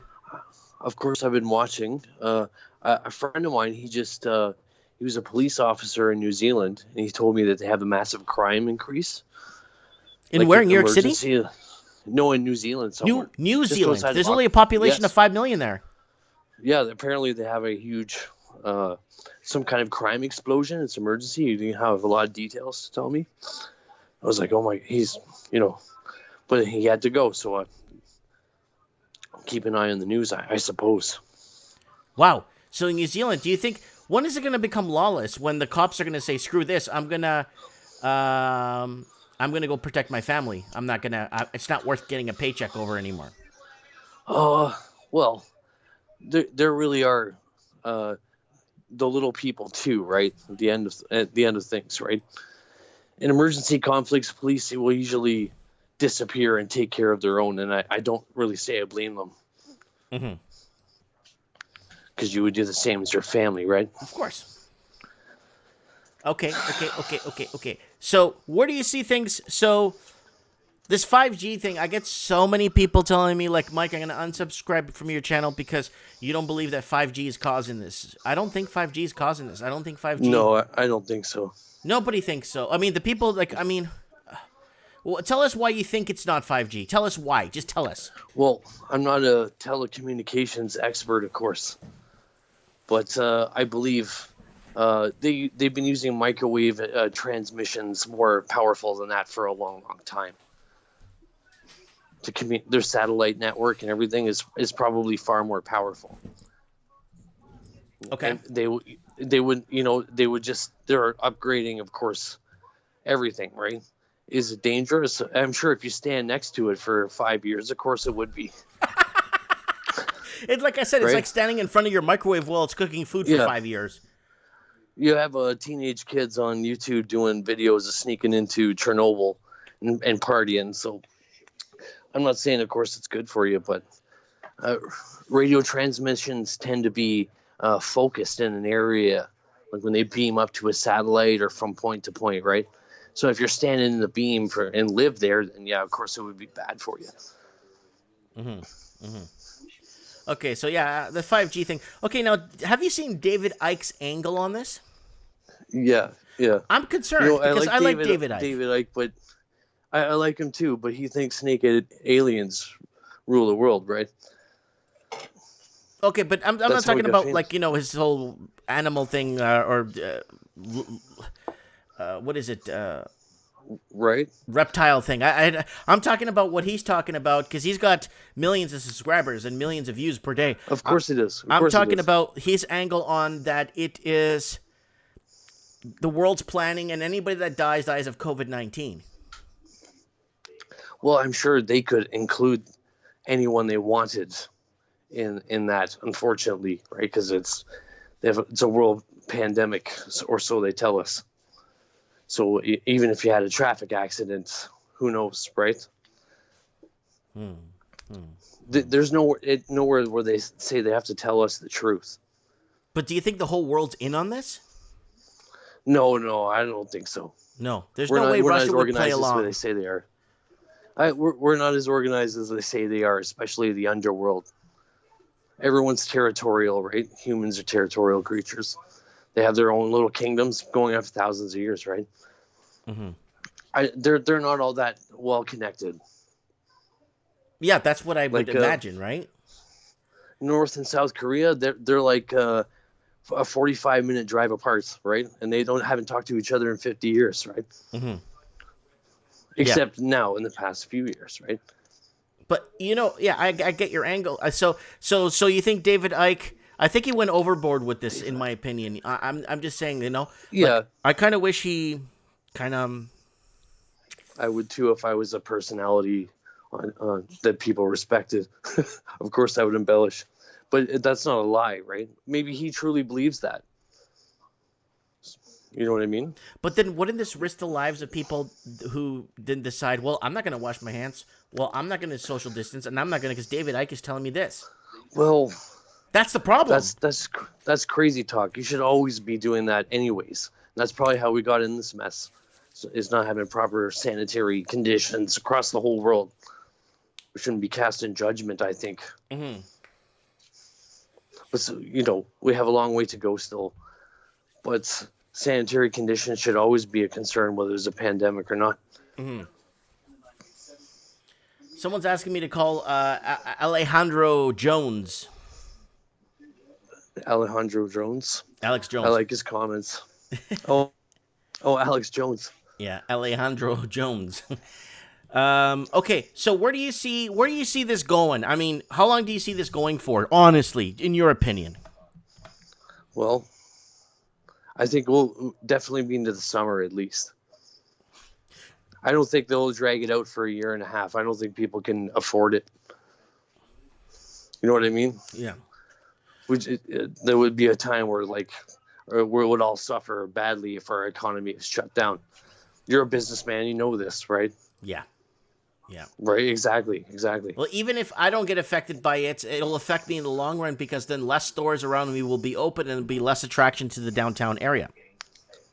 Well, that's exactly right. Mm-hmm. And I'm sure you and all your neighbors that have businesses downtown and you're in Merritt, right? Mm-hmm. They're probably all thinking the same thing, right? And every city across all of North America. So here it is. New York slammed by a crime wave. New York, New Zealand. No, I'm saying New York. Well, I'm saying New York. I'm just seeing it here on the thing. Well, it wouldn't take long for things to break, society to fall apart, really.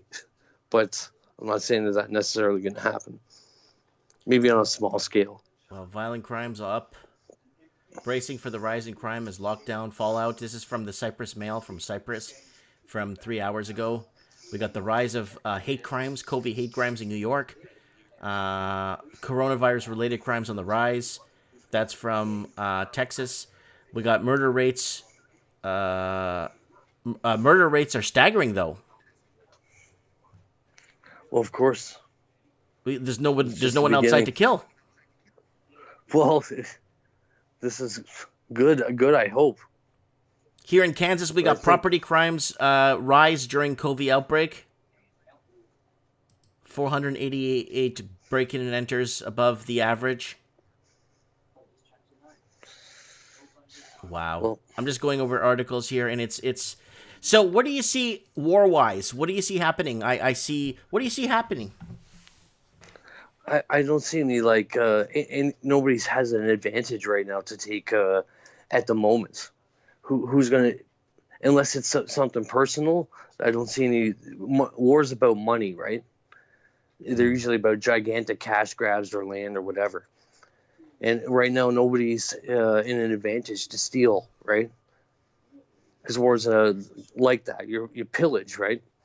So they steal resources.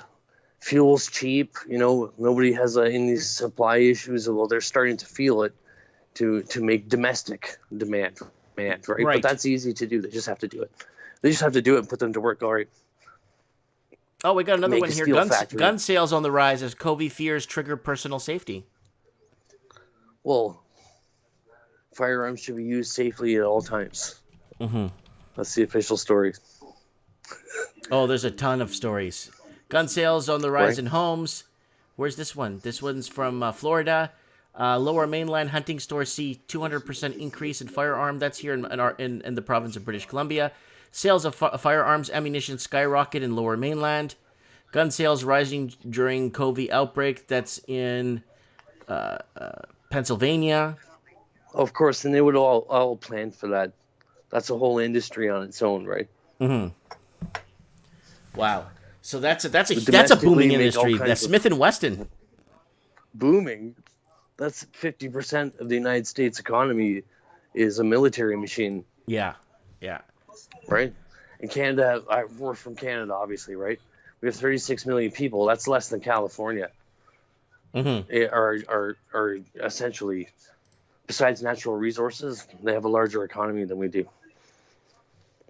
So what do you Right. see happening? What do you see happening to currency? Do you see currencies continue to devalue as we spend more, or Well, that's a question that I would ask you. okay? Well, let me tell you. What I do you wanted to think? hear your angle, and I'll tell you what's. You will see currency devalue slowly. You know why? Because everyone else is spending more. Every other country is. So, hopefully people have reserves, but I'm not talking about highly people doubt at home. I'm talking about the governments.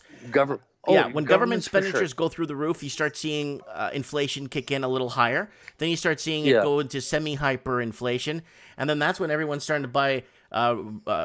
Recently buying gold and silver. But here's the deal with that. Let me tell you the deal with that. Every other country will be spending more to either fix this or curve this or flatten it or stop it.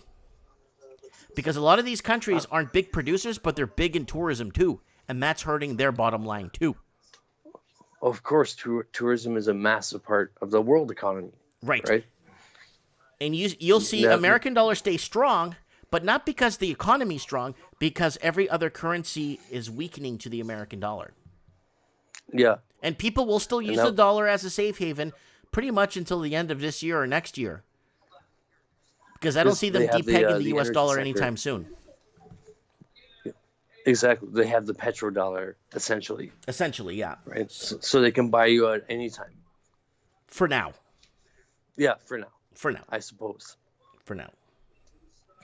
So, what you have any tips for our friend down in Australia? Wait, that's right. He sounded way better than last time I heard. He likes to. He's quit smoking and drinking coffee. You're exactly right. Yeah, he needs to stop smoking. Yeah, Because this, and this probably more fresh air and stay isolated from people. and what if He's in Australia, right? They he's in probably Australia? beautiful They're weather. going into winter now. Still, Yeah, they're going into flu you wouldn't season have now. winter like us. Try to winter in Nunavut. Yeah, or Alaska or something. Yeah. Yeah. Okay, one small trip I took to Nunavut, ran outside to start the car, came back, polar bear, right there, gigantic polar bear. Outside the Couldn't car. believe it. Between me and the house. Oh wow! And what did you do? Did you shoot the bear? No, I jumped in the car and honked the horn. So this is what 'Cause I none of didn't it have looks like, anything. guys. This is the town he was in, right here. Yeah, fantastic people, by the way. Fantastic. Yeah. So it's pretty cold up there, eh? Even in the summer. Even in the summer, yeah. I wouldn't. Yeah. Winter, But they will have more time to adapt to the COVID virus being in an isolated community. So yeah, that would they be wouldn't have a problem place- up there. So how do you I'm get sure your they'll vitamin get a D up few there? cases. Oh, of course you take supplements if you're like a Caucasian person. You take supplements, okay. Yeah, because we have in the further south you go, the more dependent you are on vitamin D, right? Yes, that's correct. Here it is. Here. Exactly. Woo! Looks pretty frigid there. I don't think I would spend more than a week there. Check it out, take some pictures, Right. make a few YouTube videos, and get the hell out. Yeah, that was about the extent of my trip. Yeah.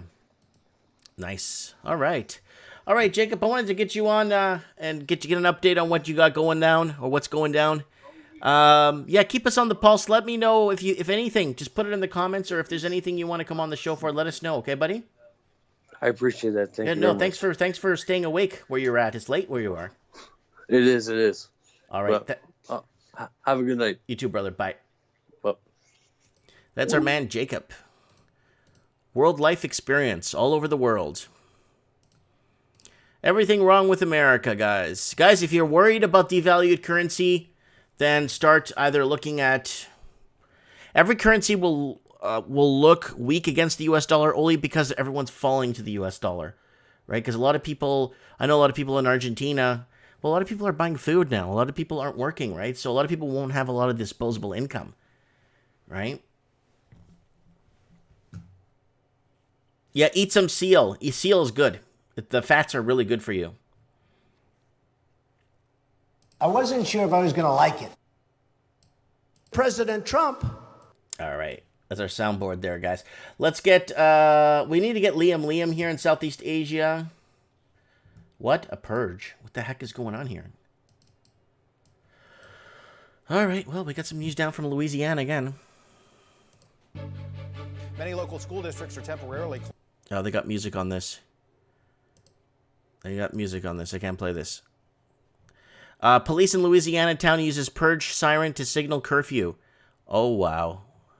So they got the old, like, World War II sirens going, and people, like... So this in Crowley, Louisiana, I've been there, by the way.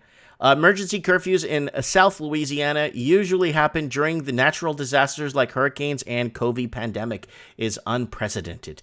Apparently, the way law enforcement alerted citizens in the town of Crowley was was also unprecedented. The chief of police say it won't happen again. So they've been using a loud siren to get people to get indoors. And oh my God, look at this house! Oh my God, look at this house! What the hell is this? You see this house in Florida? That house right there? That house right there, that's one house. 1.2 million bucks. That house in Australia? Or Vancouver, Canada? 50 billion, 51 billion, $50 billion. All right. All right, so let's get over to some comments here. We got William saying, oh, it's going too fast here. William saying, you have gold stacked in your house, Mikey. You're going to be a target for armed robbers. Then we got Lord Humongous says, Walking COVID did a live video exposing Mike Martins. Again? He did a video exposing me again? We already had some crackpot in Australia do that. Apple A says, I thought people with dark skin need to take more vitamin D supplements. Light skinned people, not so much. I don't know. I ain't a doctor, so if someone could tell us what the deal is. Randy says gold will be worthless in a real depression. Well, because there will be no demand for it because no one will have money to buy it, right, Randy? He's right about that, too. If people don't have money to buy gold, then the demand will... People will be selling it, right, to try and eat, right? So it's kind of a, a hit and miss. It's good when everybody's working and everyone's got bang for buck, and then the currency takes a dip, and then you see metals go up. Mike Banks says, we in a recession, and if we be in a depression coming up real quick, it's going to be even worse. Yeah.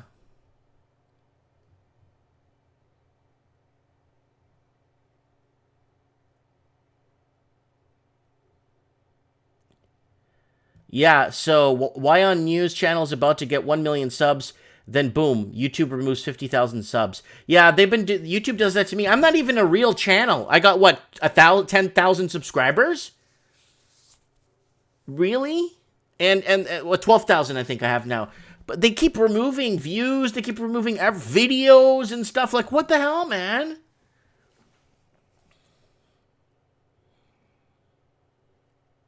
Okay, Okay, Sharon's saying that that's correct. Dark skin cannot absorb vitamin D as quickly as white. Okay. All right. I don't know too much about that because I just go out in the sun as much as I could, right? Mexico. I love China. All right, let's get Liam in Southeast Asia and see what the heck is going on in his neck of the woods. Hello. Hey, Liam, how you doing, buddy? Okay, how are you?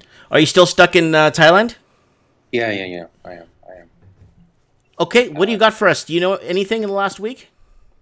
Not much really. I sent you a Excel spreadsheet from the UK government statistics department about COVID-19. I don't know if it's interesting to you, but you're always looking for statistics. Mm-hmm. It's on Skype. Okay, I'm opening it right now. Oh, it wants me to sign up for some crap. You're talking about The publish spreadsheet. Yeah, it wants me to report? sign up for stuff. And I'm like, oh, I don't want to do that now live. Oh, okay, fair enough. It's asking me to sign up here, my email address, my phone number, and my SIN number and stuff. Is that because you don't have like some kind of Excel? I do, but it's making me go through another one for this one. I don't know why. Oh, yeah. But basically from that chart, or do you want me to send you some screenshots or something? Yeah, send me a screenshot. Send me a screenshot real quick here. Right. Tell us what's going on. Because I know in the UK, they haven't been tracking this thing as good as they should. Well, yeah, so according to the official results, the first death from COVID-19 or COVID was the week ending the 13th of March. Okay. But news reports show that it was as early as February. So why is the official numbers doesn't match with the news reports? Well, follow the money, buddy. Yeah, I know. I'm just saying, right? Yeah, no, you follow the money. I'll tell people, follow the money. One, a lot of this is coming from China. They cannot close flights in from China. A lot of London is sold out to Chinese investors. So is Seattle.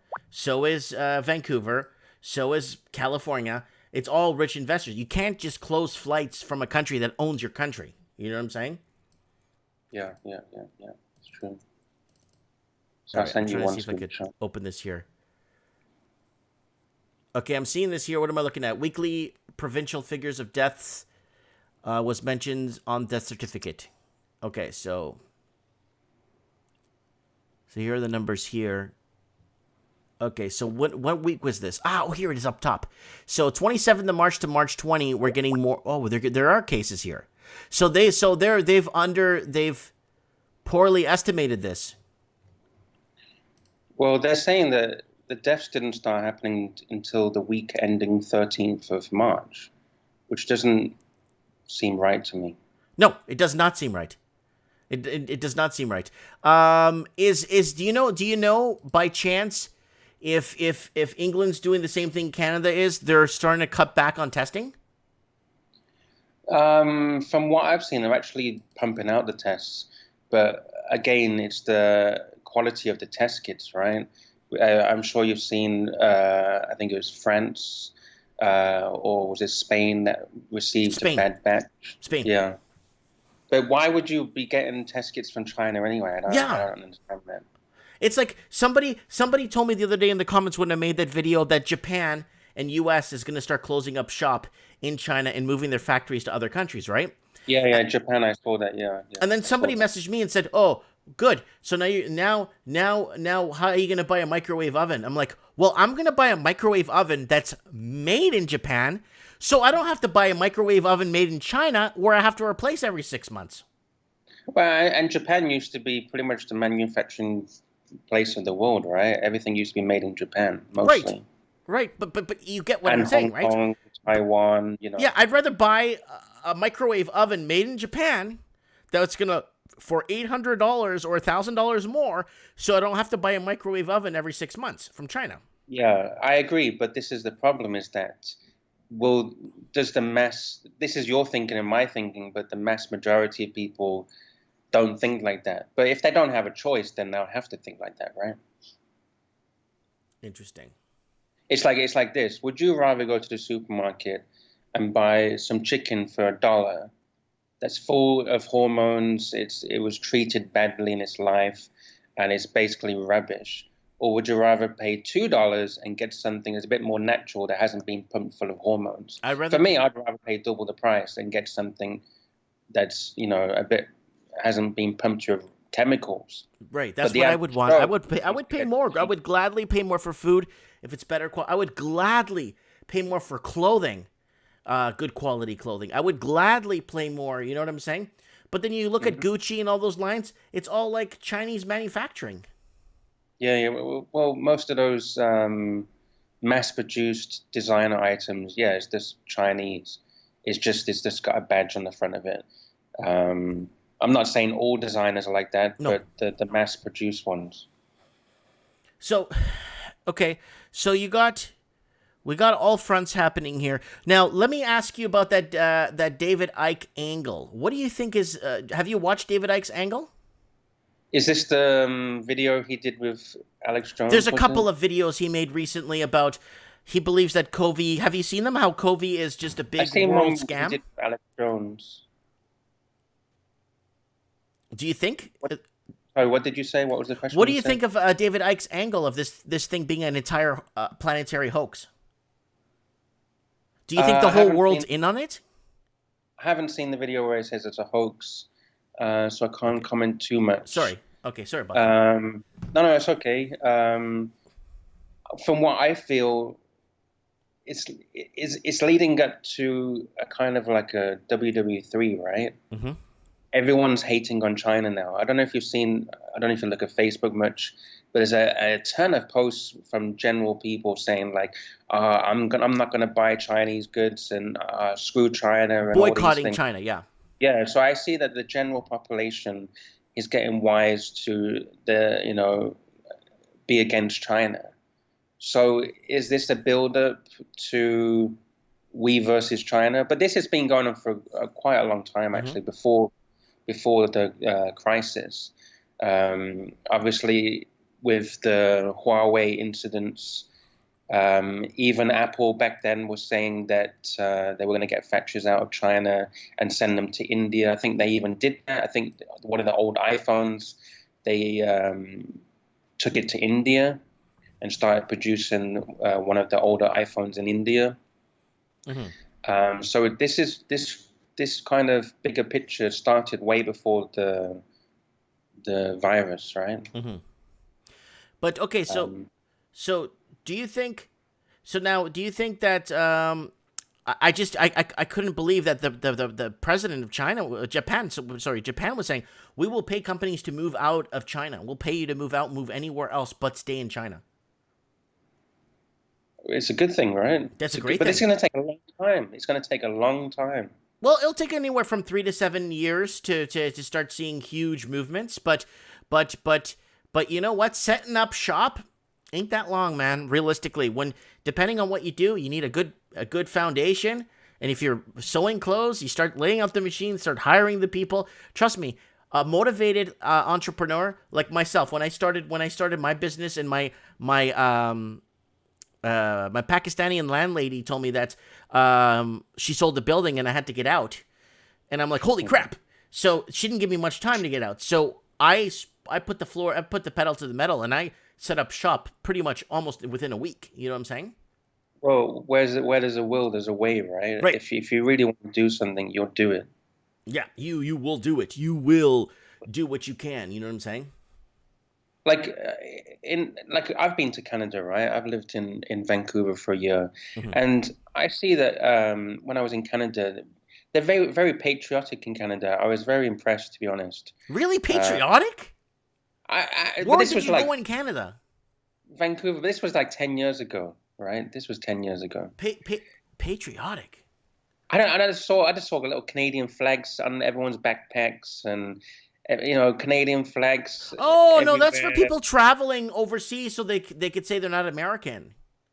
Okay. Fair enough, that's different. No. Patriotic. No, when I think patriotic, I think when I go to Dominican Republic or Cuba or parts of the States where it's flags and bumper stickers and all kinds of, you know what I'm saying? Like, don't tread on me. Don't tread on me. The feeling that I got was people were proud of being Canadian, right? People were proud to buy Canadian products and things like that.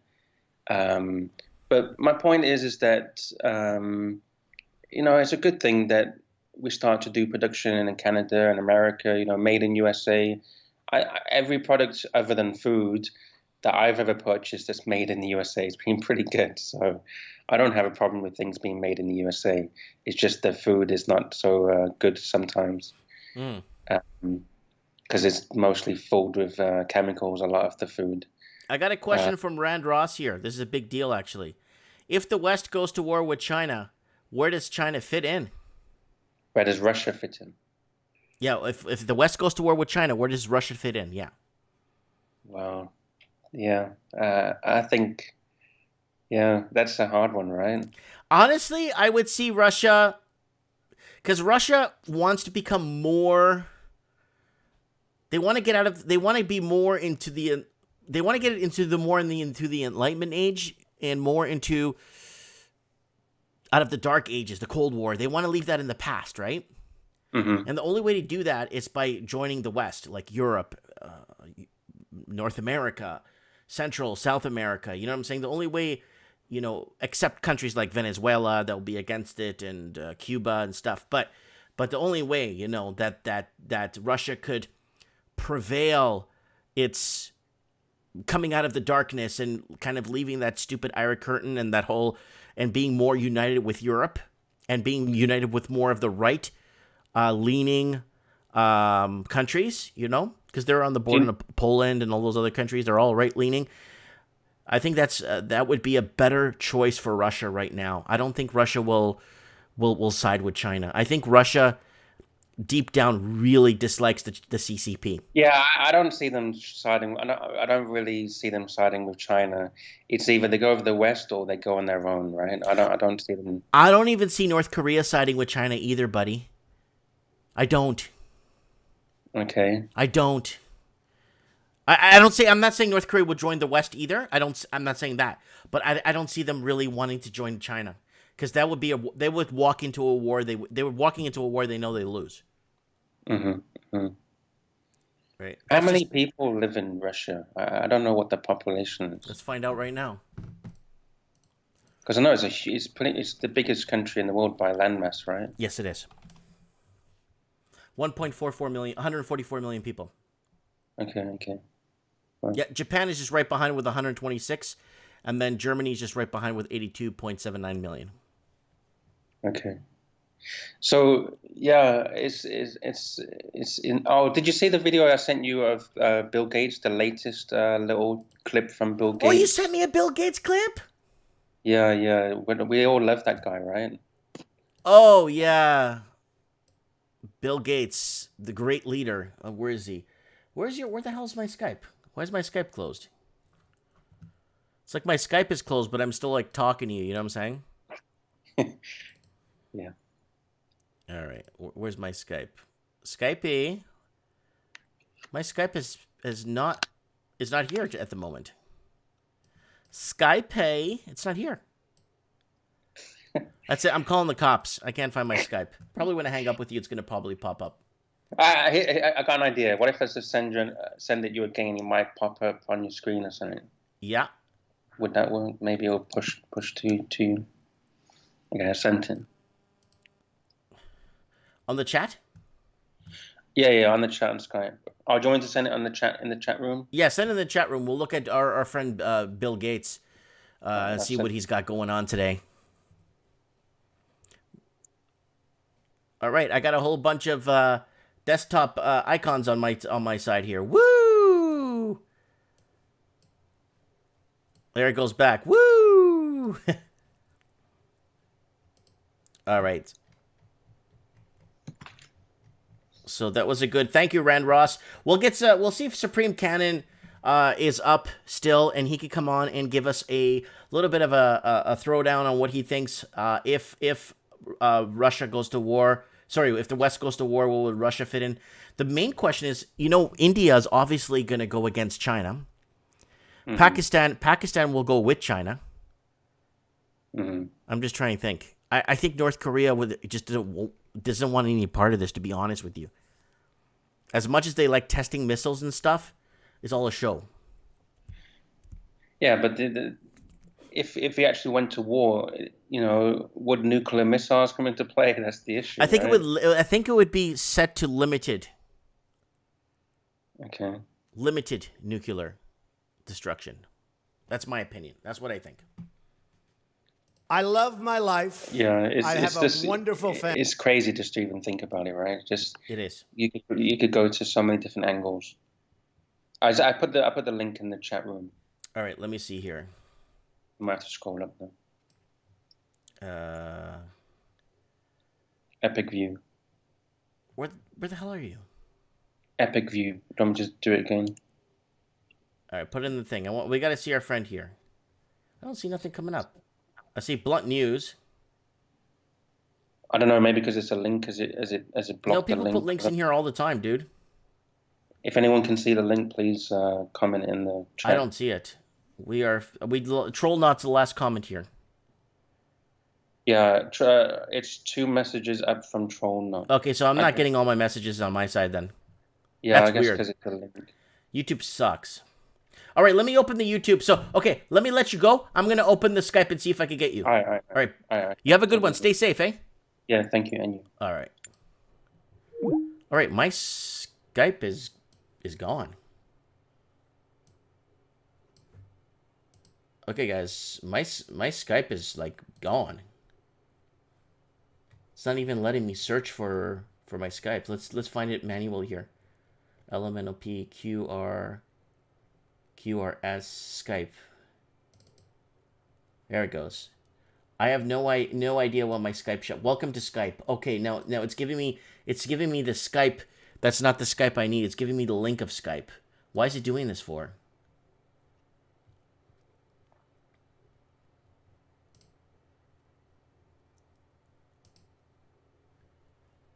All right, let's see if this... Welcome to Skype again. You gotta be kidding me. This one wants me to sign up for Skype because there's an application for Skype, and then there's a Skype for... Let's see if I can get it here. Wow, this sucks on a live show too. Wow.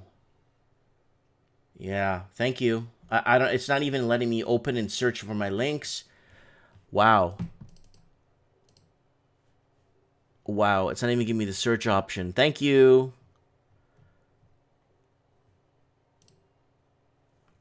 It's not giving me my Skype. Someone's going to have to call me on Skype to open my Skype, guys. This is, like, embarrassing. If someone could call me on Skype. Supreme, can you call me on Skype if you get a chance there? Because I can't get my Skype opened.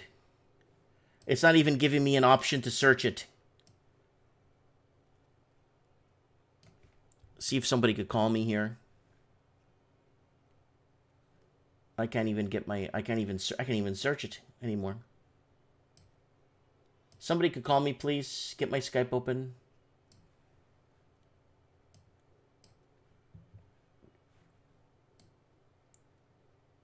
Anybody call me? Anybody? There we go. Somebody. There we go. 26 Gunther. All right, buddy. You called me back. Hey, you good? Yeah, I got it right here. Here we go. My Skype's open again. Perfect. Thank you so much. I appreciate that. All right, no problem. Yeah, you have a good one. Thank you. All right, so there you go. We got my Skype open again. Like, let me see if I can. Oh, Ashima's calling in. Hi, Ashima. How you doing? Hello. How you doing? You doing okay? Yeah, I'm good. That I think. Do we have 2 Skypes open? No, we don't. Oh, okay. I can see your Skype. If you see, Mike, it's on the right side of your screen. Are you doing a screen share? No, I'm not. No, because I see something on your screen, and the Skype is on the right side of your screen, right below Mike in the night. Happy Easter Live. On location in Merritt, on the right side, there's a Skype. No, that's just an emoji. Oh, that's just an emoji? Yeah. Okay. That's nothing to do with the, yeah.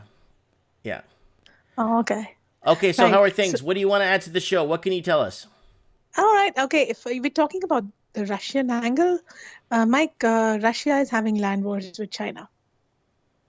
I know India's been having a lot of troubles with China too, along the Suno-Indi land wars with China. Oh, like big time along the border there. There's this huge dispute between China, and they've already went to war twice over that little section of land, that strait.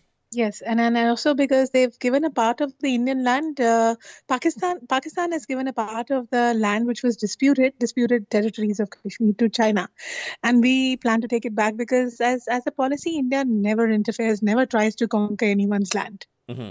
That's a policy that India goes with. And so Pakistan's just taken that disputed land and given it to China for the belt, road, whatever. Yeah. So, and India is really upset about it. I think they have reason to be. Well, That's a fact. And then also because China is having a lot of problem in the Indian Ocean area. They are having a lot of military presence over there. So US and India are doing a couple of exercises in that area too. So everybody's really fed up with China. Okay, can I ask you a question? That's good. Malaysia, Indonesia, everyone. Yeah, go ahead. Why China this is last week. This is not like a few months ago. Last week was caught with underwater sea drones in the South India in the Indian Ocean. Indian Ocean. Why Yes. were the Chinese there? And you know what the Chinese said? That they're measuring, they're seeing what's at the bottom of the ocean to check the vegetation and the corals. So this has been happening since a long time, and every country in that area, the Indian Ocean, Malaysia, and everybody's tired of China. But I don't understand. What do they want with the Indian White? You see, that's why we need to rename the South China Sea to the Santa Marina Alfred Maria. Because if you name it that, then China doesn't think it's part of. That's right. Yeah, South China. Yeah, you're right. You name it South China Sea. They think it's like So I really don't know. They've been doing this to a lot of countries, and people are fed up with them now. And I think they just want to. It's just like want to show their superpower in the presence. Yeah, this is how they are.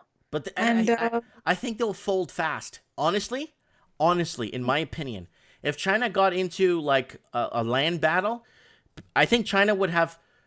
China could never take India, ever. So Mike, here that's I'm going to tell you something about COVID. China, everybody says that this originated in China. Well, let's just say that this, you're right. A part of it is leaked in whatever it is, but everybody's gotten together, and this is what. And somehow, we're in this time of history where this COVID is suiting everyone. And I can tell you today, I was looking at the parliament, the live parliament. Pierre Poilievre was actually telling everyone that he had a COVID test and that and working. Nobody knows that the COVID tests are absolutely faulty. They're not working. I'm talking of Canada here. Pierre Poilievre spoke about it. And he said he got a positive, whereas that was a false alarm. So these tests, I don't think they're working, and nobody knows you're right. Nobody knows that they're tricking or treating. So I really don't know. This is a planned one. This could not be real. Actually, this could be just that everybody's economies were very, very tight. The central banks were going short of money, and everybody was sick and tired of China. Yeah, Shireen Caldwell is saying China. And are you trying to tell me that CIA didn't know what was happening?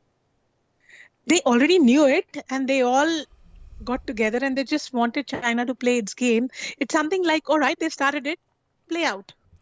So Sharon Caldwell is saying China has brought a lot of meth to New Zealand. They brought a lot of meth to Vancouver, to Canada, to Western United States, to California, to all. Oh yeah, China has government-owned facilities that make these harmful drugs to sell on our streets, so then they could come out and buy our real estate for super cheap.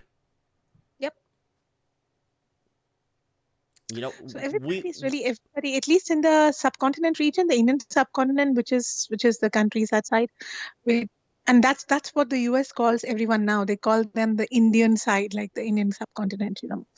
Officially, they've declared it officially. So I believe everybody wants to just China started it. Now we'll go by their game. We'll beat them to their games. So this is going to be the 5th generation warfare. It's not going to be a standard war. Mike, do you remember when I spoke to you in October last year? Yeah, sure. And I said, how are we going to come out of the recession? It's going to be something that happened in the history, right? It is going to be something like leading up to the World War is when everybody's going to be kicking off their manufacturing machines. So similar case, but it's not going to be a war. It's going to be a 5th generation warfare where all these things, and this is a war. I mean, Trump is saying it's a war. And they all know it. Well, we're in economic war. We're in a social. I need to use the bathroom war. Which bathroom? We're in a social. Which bathroom do I use? War. We're in a financial war. We're in debt. We're at war with debt. We're at war with everything. Yeah, alcohol abuse, drug abuse. Yeah. So, but how are we fighting it? Are we fighting alcohol abuse? Are we fighting drug abuse? You know what? Thursday, Thursday, I saw, I'm in Hamilton and I saw a big line, a kilometer line outside LCBO. A big line outside LCBO. Over a kilometer. So I don't know what about social distancing. Okay, everybody was far away from each other, but what's the need? I thought this is supposed to be like stay indoors. Mexico. I was just driving past. I just needed to go and pick up some grocery coming Thursday, and this is what I saw. I was surprised. And then don't forget there are elections happening in US. Which state had the elections? And they did not stop the elections. They don't care about COVID. Mike, you know it. The elections were not stopped. Check which state. Where did they have the elections this Thursday? Thursday or Wednesday was it? Thursday. Wednesday or Tuesday. They didn't stop the elections, right? People voted, and it's COVID, right? So what's happening? What's going on? A lot's going on. I don't understand this angle. Lot's going on. I don't understand. Yeah. And So this is beyond us. So the best thing is if they are telling us to stay at home, stay at home. We really don't know what's happening.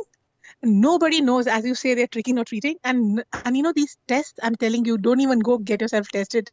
If you're okay, stay at home because I'm not going to get myself, even if I feel under the weather, I just go to bed for 3 days. I'm not going to get myself tested. Tested for what? Do they even know?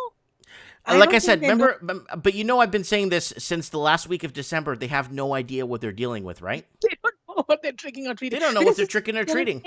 Yeah, so this is a war on every front. And this is more of a psychological war which started with the trade wars. Yes, continue. Right? Yeah, so this is like, it has to go on. It has to end off now. They have to bring a closure to it. You can't have US saying, okay, we don't want trade, and China saying we want it or whatever. This has to come to a closure. It has to play out. I love China. Yeah. Hello? No, they have to. So you'll see it playing out. It has to play out. Well, there's going to be, I don't know what the end game is going to be now. Right now, the end game is like all the pieces are on a chessboard. And I don't know who's calling check, or I don't know if the king is gone, if the king is about to be gone, or if the queen is at risk. Heard of $23 oil, $24. Okay, it went up to 26, 27, 28, whatever. I mean, like in futures or whatever, like the cash or the spot oil trade. You look at it. I mean, like, what are we talking? Saudi and Russia? They're not crazy, right? There's something going on. I think there's something bigger than this virus going on, but I don't think they're using the virus as a cover. I think the virus is becoming a problem. Well, I won't say they're using it as a cover. China started it. They're playing it out. It's working in everyone's benefit. So what do you think? Okay, hold on. What are benefiting from this word virus? Okay, what do you think is the end game? Well, I think it's a reset. They want to do things differently. They want to manufacture differently, take the manufacturing out of China. They want to reset everything. Like China had why are we being told to stay at home? Why everything is stopped from China? Nothing's coming out of there. Right? You look at cargo, their ports, actually Philippines, it's just blocked. That area, the ports don't have space. They're like status quo. Ships they can only dock, but they can't offload their containers. There's no space. Wow. This is happening all over the world. So the containers are on the ship, and look at crude. I mean, all the oil tankers are sailing. There's no space. So what's happening? I don't know. Or maybe Russia is tricking and treating with US because they know how to. I mean, they've just crushed the energy sector in US. I think what's going to happen is I think the next move is going to be a big hot war, and I don't know where. I'm not trying to preach. I'm not trying to make, like doom porn and stuff. I'm just trying to be like realistic here. Like, if the petrodollar falls, which it is, and it's so hinged to the petro and the American dollar, what are they going to peg it to? They can't peg it to inflation. They can't peg it to anything else because they got nothing else going on right now, especially with everybody at home. It's not like they could restart the economy tomorrow, right? So this is it. So that's why the COVID is playing to the game. It's like play out. China started it, play the game.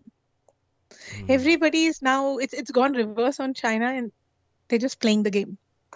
So we'll have to see where this ends. We can't, we don't know what these people know, right? That's the thing. We're lucky if we know a fraction, like 3% of what they know. Yeah, we really don't know. It's beyond us. It's beyond a common man. And I mean, like, look at Trudeau. What is he doing? Like, I don't know what's going on in his mind.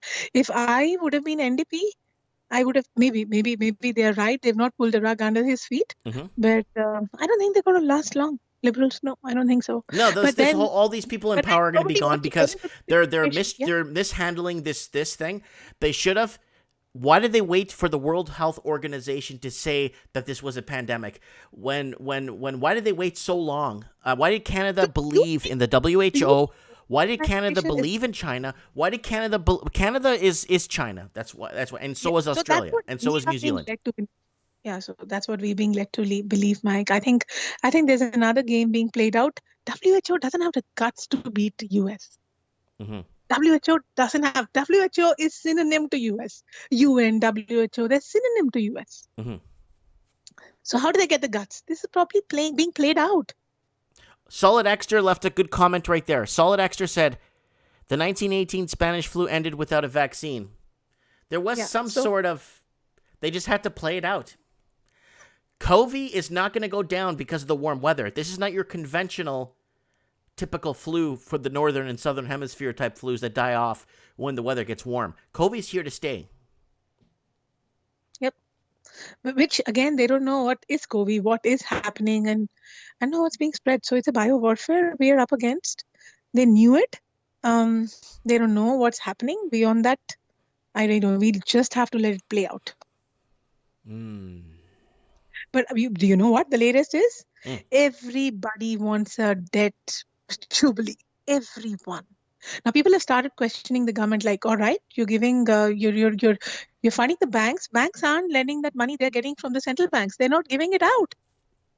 So the problem was the banks were not liquid, right? They've got the liquidity now, but they don't want to give it out. They just want to keep it to themselves. Well, because they want to hedge. They want to hedge against all the bad debts they wrote. No, and they want to hedge against the games their investment officers play, or whatever investment guys or whatever advisors play. So they're big losses, right? You just can't keep on playing it and then not being hurt with it. Yeah, so they have tremendous losses on the books. I love China. You just can't have people in the bank industry, the same division, keeping our money with them, and then also investing that money somewhere and making losses out of it. This is not going to work. This has to change. No, it has to. Otherwise, 10 years again, it's going to come back. Buybacks need to be changed. I mean, like, how can a bank who has a part of your investment with, or let us say 10% of a CRR with the central bank, how can they go and invest that rest 90% in the stock markets? Who gave them the permission? It's called fractional. It's called fractional casino. Yeah, and then the banks are doing it. And then even if they go bust, no guarantee that the money is going to come to me, because that's how the laws are over here, right? Banks own the money. It's scary. So just stay safe and let's just be where we are, because we can't do much. All we can do is question, and all we can do is be represented, because we don't want that our representatives don't respect our point of view. Well, if and you know what, they're just giving. Tell me something, Mike. Why are they giving money for people to spend? Why aren't they actually giving tax relief? Yeah. They have taxes for this year, no? Well, we got to pay property tax. We got property tax coming up in a few weeks.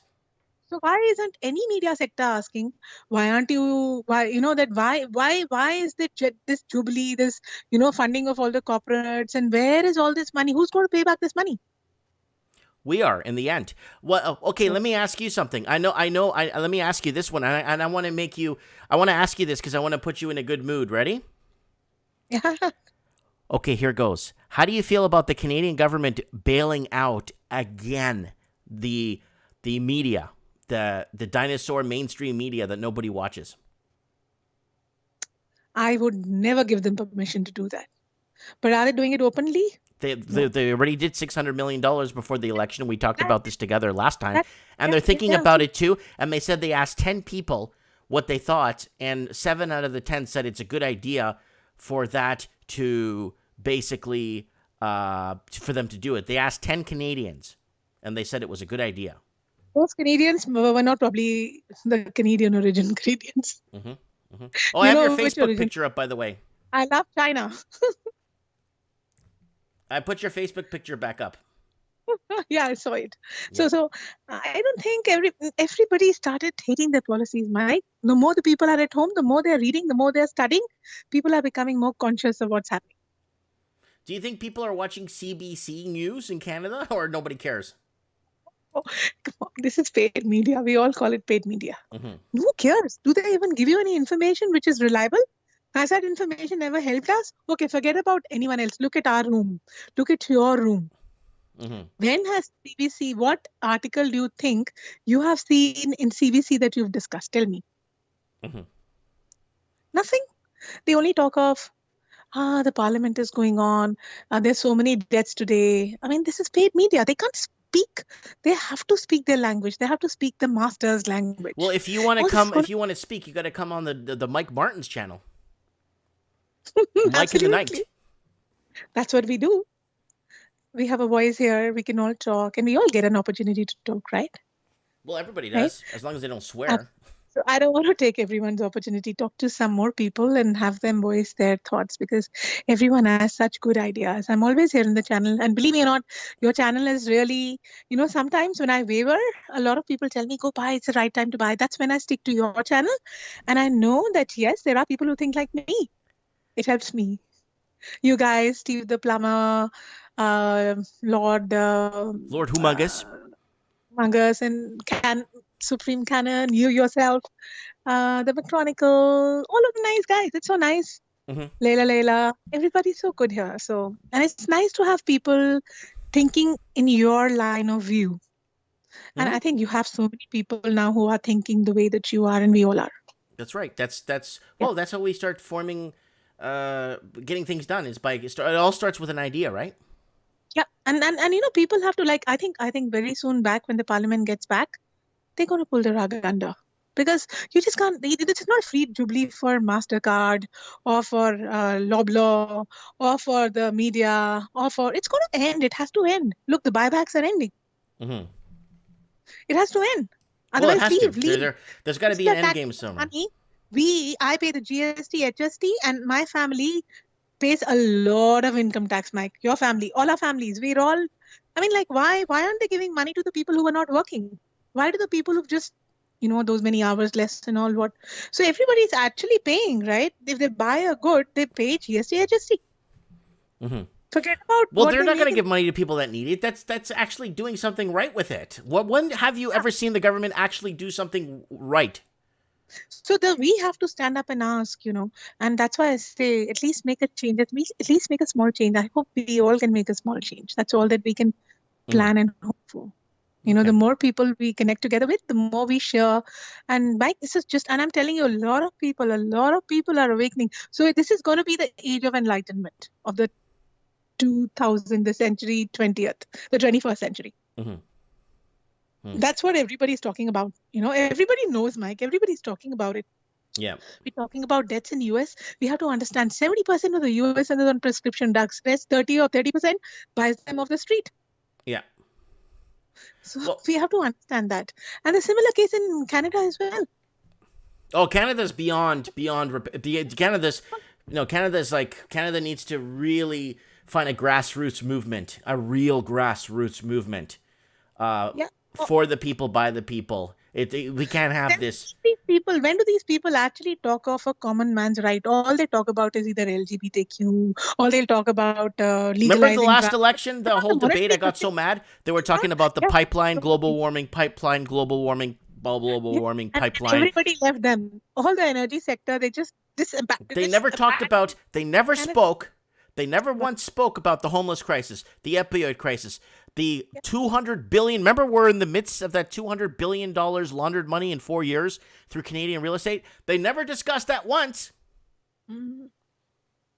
Because then you're talking about the cartel. They don't want that. Right. If I launder $2 in something, they'll throw me in jail or deport me back to Portugal. Yeah, and just try by mistake investing in your TFSA, which your bank does by mistake for you. They do an over investing. They'll come back after you. They'll come at you. You invested. I'm telling you about it. Just try it. Even if you don't. The bank's made so many mistakes in the past. But if you did those mistakes in the bank, they'll put you behind bars. Absolutely. So this is what happened with me also. My bank invested in my TFSA without my knowledge. They told me, okay, this is your TFSA. You can invest it. I said, well, I have a limit. Don't do it. No. You can. And then I got a fine and I wrote a letter to say, this is what happened with me, period. And then they reimbursed me. But I had to really go pillar post. What was that? You know, I had to go pillar to post to fight for my money. Like, it's my funds, right? Yeah, well, they're going to obviously do stuff behind your back, you know? Yeah. So anyways, this is what we all have to do. For a regular life, for a normal life, we have to fight now. Dude, you have to fight when you get your car fixed because they're going to try and sell you crap you don't need. Yes. So it's going to get more difficult for all of us. All we need to do is tell the government we don't need this complicated stuff. We don't need these mortgage-backed securities. Just make it simple for everyone. Mm-hmm. Why do they want to give us money? Just don't charge the taxes. Yeah. And you know they're gonna add a new tax, a COVID tax, to pay off this debt. Yeah, they'll hide it somewhere, just like the carbon tax. You won't know what is the real tax. Oh, never mind that. Let's talk about the GST, where they never had the GST was supposed to only go for 4 years, and they were gonna scrap the GST 80s? after. Was it in 80s? Yeah, in the 80s, it was only supposed to go for 4 years till they paid down their deficit. So it never got stopped. No, it never got stopped. It's been going for 40 years. We all have to have a strict agenda. Now, before these guys actually come to be elected, they have to talk about the issues which matter. I mean, they just can't talk about LGBTQ, carbon imprint. Hello. Mm-hmm. COVID is being caused by carbon imprint? Mm-hmm. This monetary problem is being caused by carbon imprint? No.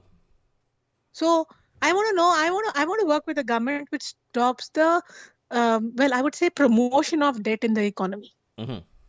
They're just promoting debt as if it's a debt jubilee. Go, take what you want.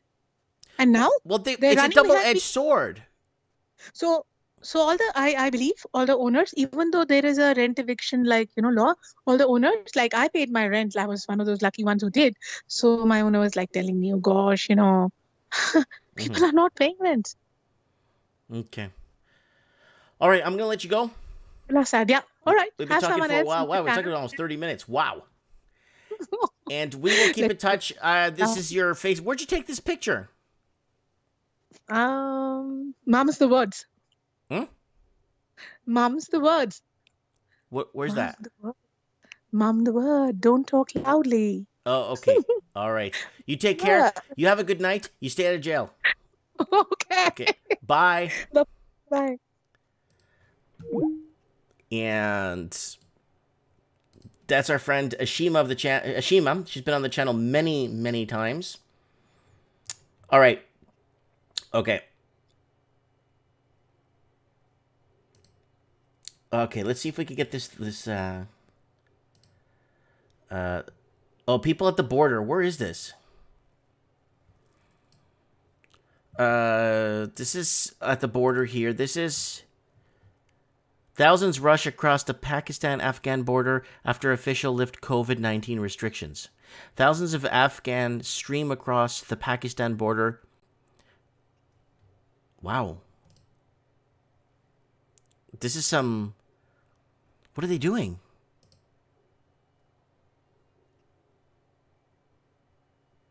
Holy crap. Thousands of people streamed in the rush. Yo, what's up, dog?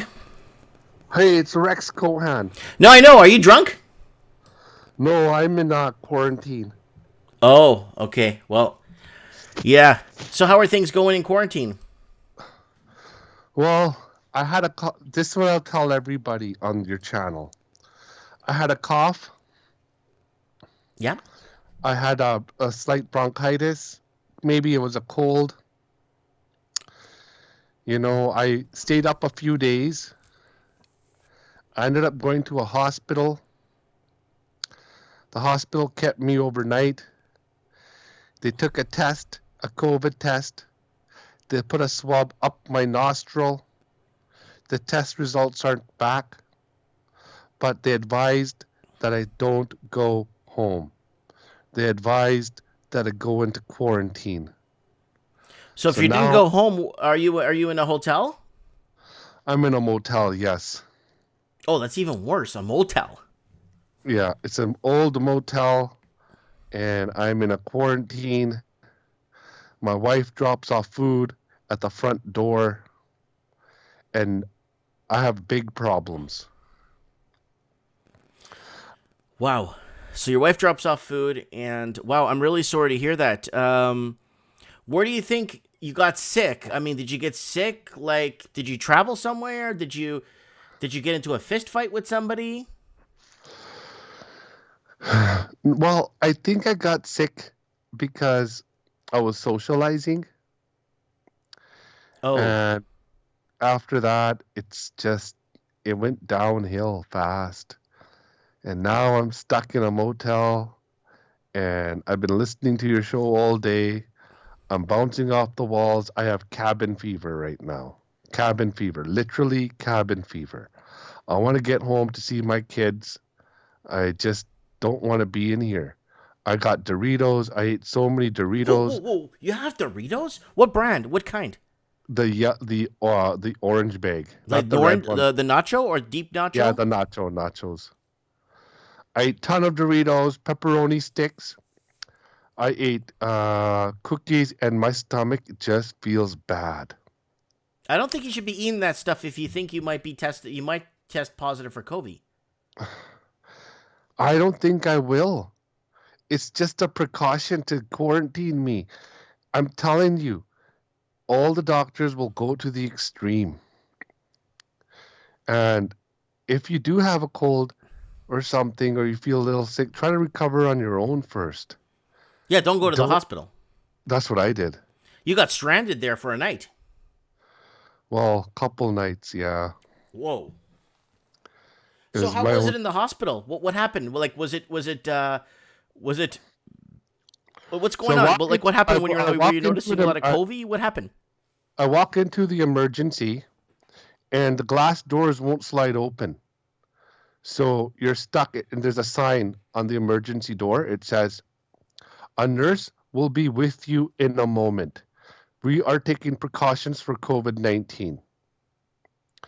So I'm standing there waiting like a doofus outside the glass doors. Then finally, 10 minutes later, I look behind me, and there was a young man. He was walking around too. And he looked at me, and he went around the hospital into the emergency, a different route. And finally, I get let in, and I started talking to this young man, and he works in construction, and he's from Iraq, from Baghdad. First of all, the first thing he says is, "I love my country. I love Saddam Hussein. Our Are country you is..." serious? He said that to you? He says, "Our country is now destroyed. It's occupied. There's so much war. We are so poor. So I'm in Canada now." He said, "When Saddam Hussein had our country, we had the best highways, healthcare." Oh yeah, it wasn't like same thing with what's his name, the Gaddafi. Those countries were heading forward. You know what I'm saying? Yeah, he goes, "The best highways, best roads." He goes, "We had all our fancy cars." He goes, "Now it's destroyed." Anyways, fast forward, I'm like, "What?" Well, then after that Iraqi thing, he goes, "What are you?" And I explained some of my background. I go, "Oh, we have something similar almost." And then he goes, I go, "What are you doing here? He goes, "I'm in construction," and I coughed, and my boss told me to leave the construction site, go straight to the hospital. Because he coughed? Yeah. So he walked into the emergency, and he got a note that says 10 days off. And I'm like, 10 days off? He goes, "Yeah, just in case it's COVID." And then I go into the hospital, I get the same note, and plus I get the same letter to be isolated. My wife flips out because I wasn't home for a few days, and now I'm in a motel. And the Iraqi guy, he was just telling me stories about how this Western society is all screwed up. He's like, people shoot each other over ego. He goes, "It never happened like that in Iraq." He goes, one time his cousin was talking with him, and he was talking about, we were talking about something in life, and he said his cousin was doing some substances, alcohol, and his cousin was drunk, and he asked him, why are you drinking? He goes, oh, my dad hit me when I was a kid. And then what he did was, he goes, him and his Iraqi friends, they beat the hell out of him on the spot. And then he goes, who's making you drink now? You're drinking yourself. And that's what he was telling me. And anyways, he said he basically took the note and left, and I got the same note, and I'm stuck in this hotel, Mike, and it's very boring. Well, you're watching Mike in the Night. Oh, yeah, that's the best part. I haven't even turned on the TV at all. I'm in my head, and I can't snap out of it. When Donald Trump said there'll be suicides, oh, yes, there will be suicides. I didn't turn on the TV once. My clothes are still in my suitcase. I asked my wife, can you unpack them? She said, leave them in the suitcase. My food that she brings, today she brought curry chicken. I couldn't even eat the roti. I just had it with rice, really light on my stomach. My neighbors, they were drinking last night. Huge fight broke out at this motel. Oh, a fight! Did you get it on camera?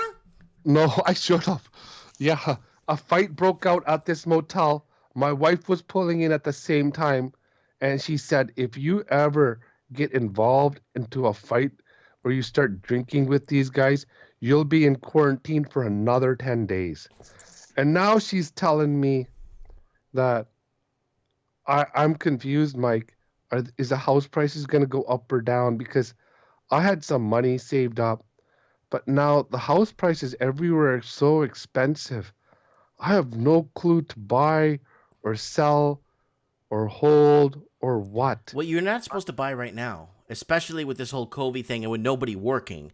There's many people going to start defaulting on this stuff. There's two things that are going to happen. I told you in a video I did last month about this whole COVID thing. There's two ways this is going to happen. One, the Canadian proper defaults on their mortgages, and the communists come in and buy up all whatever properties are left.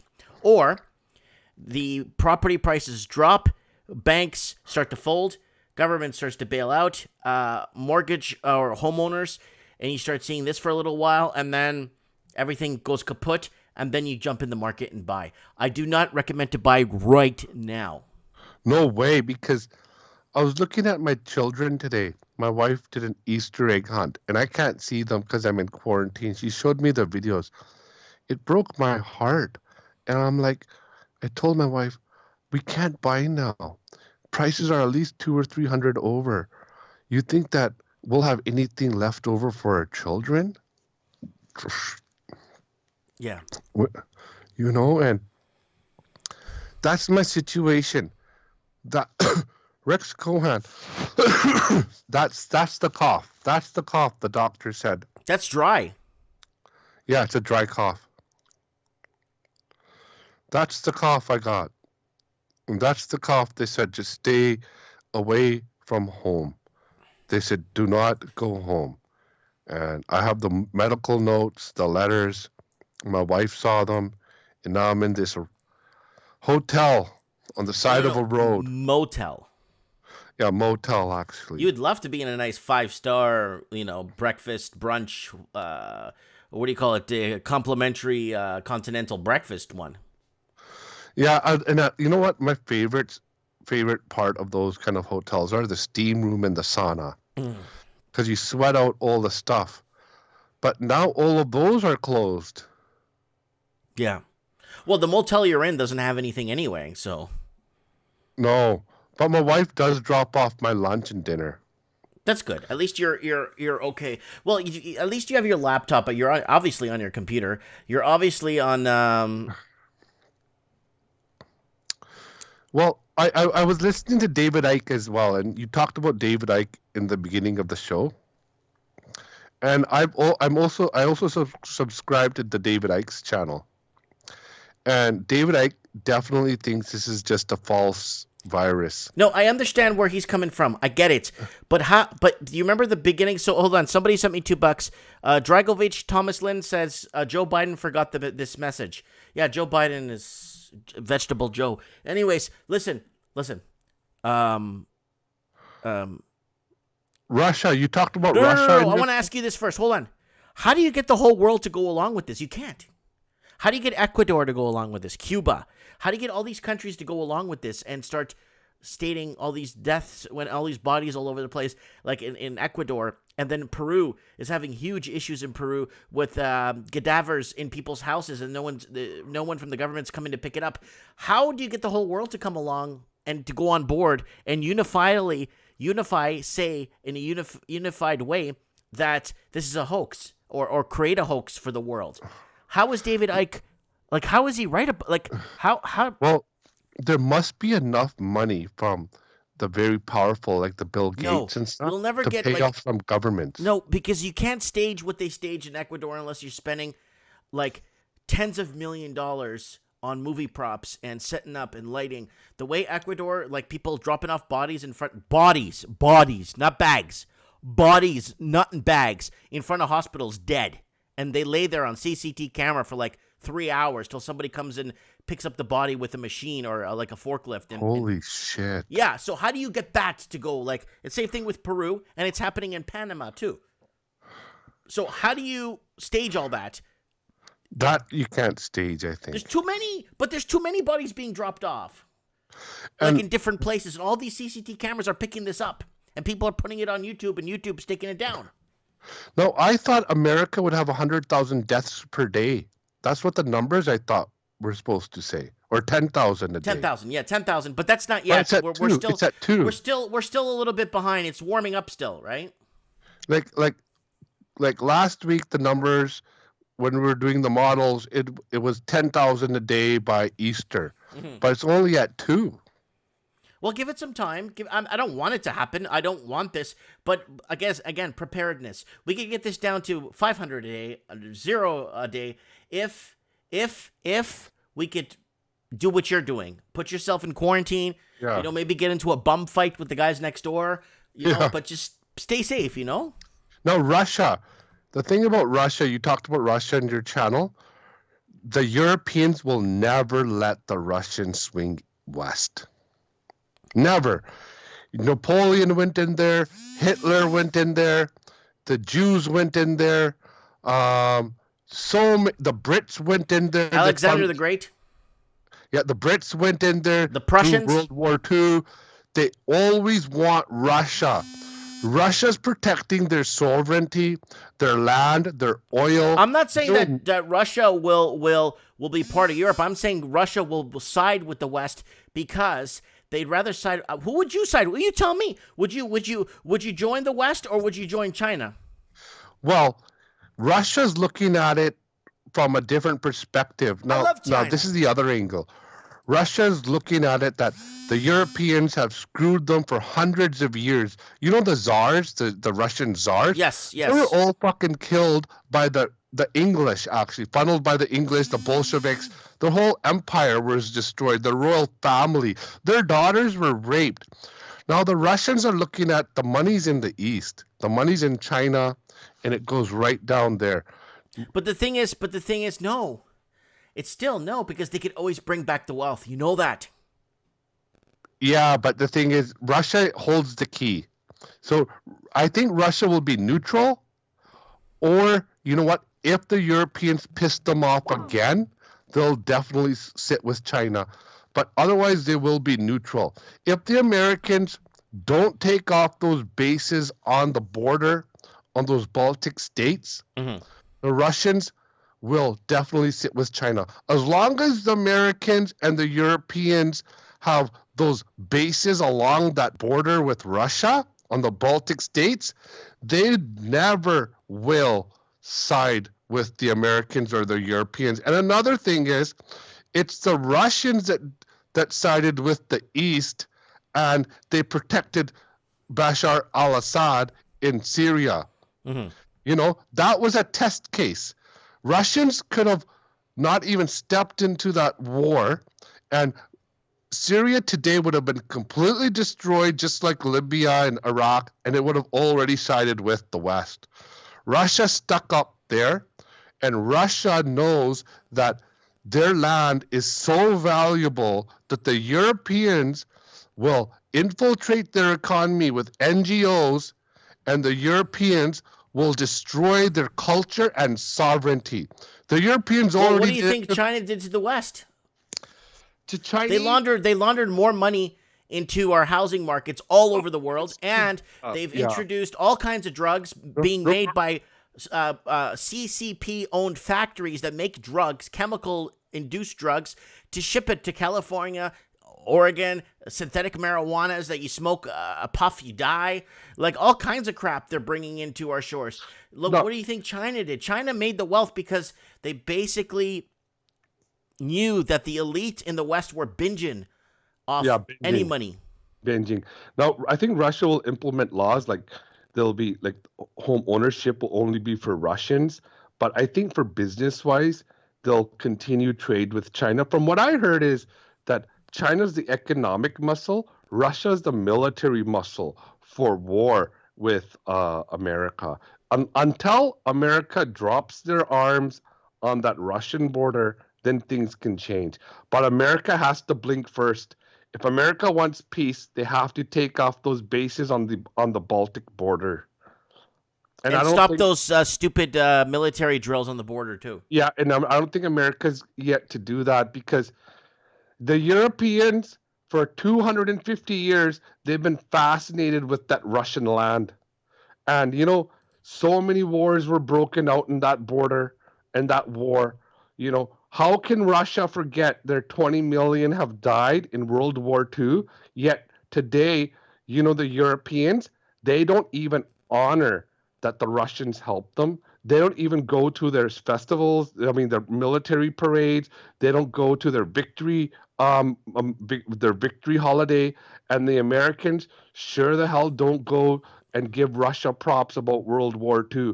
And that is an insult when you sacrifice 20 million people. They lost 20 million in 3 days to take Berlin. Yeah. And they also lost 20 million in 3 days. They lost, and then Stalin killed 40 million. And Crimea, Russians took that strategic port, and the Russians, they believe me, Mike, they don't trust the Europeans, and especially America. They won't side with them. Mm-hmm. They want to be either they're independent, or they may swing to the east. Those are the two options they have because they know if they swing with the West will infiltrate them, just like when Boris Yeltsin was in power. Mm-hmm. All the NGOs took Russia. Russia was on its knees. Until Vladimir Putin came back to power, he brought the Russian pride back. The motherland. And he reminded the Russians why they fought World War II. Boris Yeltsin was an American puppet that Putin kicked out, and he doesn't want to go back there. Remember, Russia, the motherland, they don't want a European culture, especially a Western European culture, on their soil. They know that once that happens, their whole bloodline, like European had open borders from the Middle East, North Africa. You know what? There's no European culture anymore. Mm-hmm. You know what? At least there's still a Russian culture. Right. And that's what the Europeans hate. They hate that. They want to destroy that culture. Mm-hmm. And obviously they have to be wary of the Chinese too. But China has not, bought up their real estate because Russia has a closed border system where only Russians can buy their. So I think Russia will be smart here. Russia is exactly like Mexico, where if you want anything in Mexico, you have to be a Mexican. Yeah. So Russia will be smart here. They'll continue their big, mighty trade with China. They built, some of the biggest new oil pipelines, most expensive projects in the world are just solely with China. Obviously, the Americans are pissed off. They want to isolate both countries, but both countries are doing business. And plus, they're so intertwined with the SCOs, the Shanghai Corporation, East-West Corporation, the One Belt, One Road. They put too much work into it. Now it's up. Here's the fact. It's up to Germany if they're gonna swing east or west. If Germany swings east and they align with Russia and China, it's gonna be a new Marco Polo, new Silk Road, and it's gonna be over for the American superpower. And you know what country dominated that real Silk Road? Do you know what country? You know what? Portugal. Huh? Portugal. That's right. They dominated the naval powers. They were the biggest trade and the real trade until the India. People are talking about India. India is a real non-factor here. India is a non-factor. Manufacturing cannot go to India. It's too far behind. China jumped India 10. China and India after World War II, they're about the same level. China somehow, they turned on that motor. Their cities are so modern. Their nation, their people, they live in a high society. You go to India still, 600 million people are still on the streets. India is a non-factor here. So don't say manufacturing will come to India. It just cannot come to India. It just can't. It's either China or back to America. Period. India is not a non-factor. Non-factor. They are a non-factor. Their culture is not that culture of, remember, prior to the Opium Wars of China was the number one economy of the world in the 1600s. You can also look that up too. Mm-hmm. Prior to the Opium Wars. Prior to that, the Portuguese were at the top because they found gold in Brazil. Yeah, that too. Portugal and China. But during the Opium Wars, the Brits brought China down to their knees. Yeah. I don't think Chinese forget history. It's like now they're sending the drugs back to the West. I agree. They're sending the fentanyl. Exactly. I agree. But they've also done to them. So it's gonna be China, Russia, and it's about Germany. If Germany breaks away from the EU and swings to the east, you're gonna have a new axis of power. But I still think it's too complicated. I don't think there will be any war. I think it'll be a multipolar world. I think China will still Europe is finished. It'll be America, and you still can't take down China. Just like you can't take down America now, it's too late. You still can't take down China. The world cannot boycott the Chinese. They're just too strong now. It'll be America, China, and Russia. Those three will prevail into the next century. The EU is done, and Britain is done. North Africa, South Africa is done. Middle East will always hold the oil power, but the Saudis are the American state. Syria is Russia's state. Iraq is USA state. Afghanistan's USA state. And then you got South Asia. Pakistan and India will always be at war. You got the Japanese to checkmate China with United States power. And the Philippines. And the Philippines.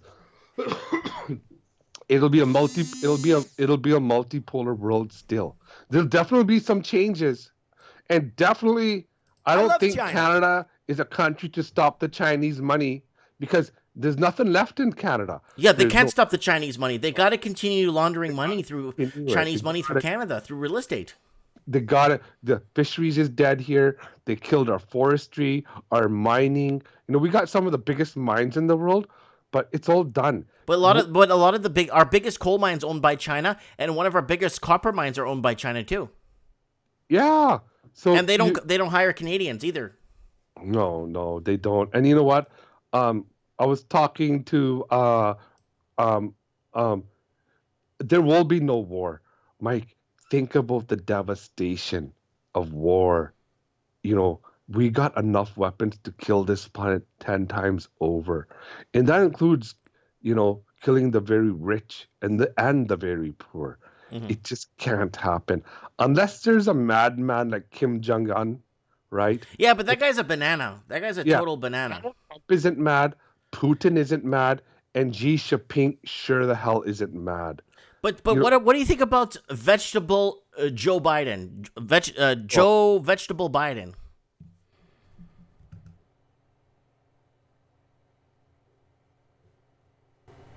Joe Hello? Biden, he's actually just sitting there to get to the Democratic convention, and then they're gonna probably put in that New York governor in power, Cuomo, or maybe it's gonna be even Clinton.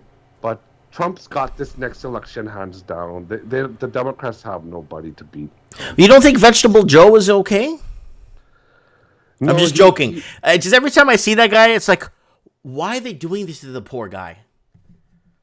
Yeah, they're you know what? They got something on Joe.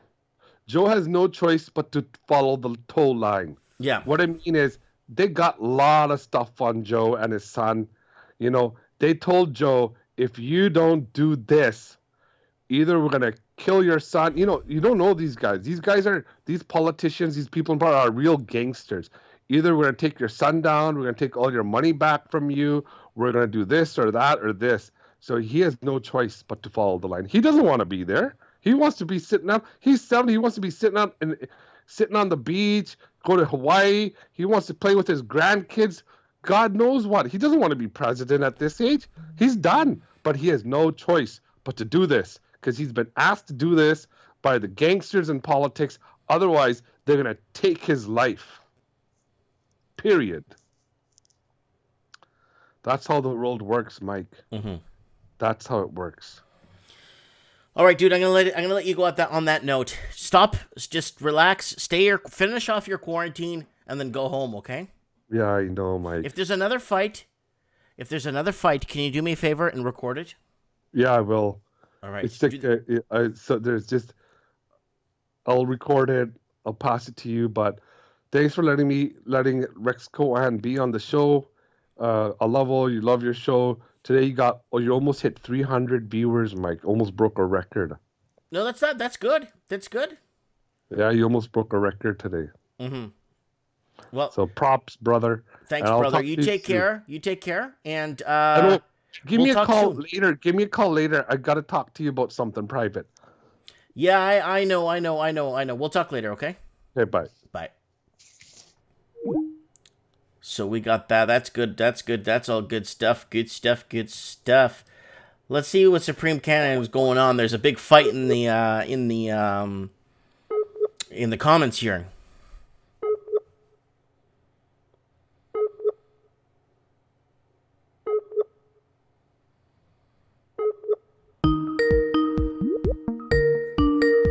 Anthony's saying he's learned very lot. Very informational show tonight, Mike. I've learned a lot just listening. That's from Anthony.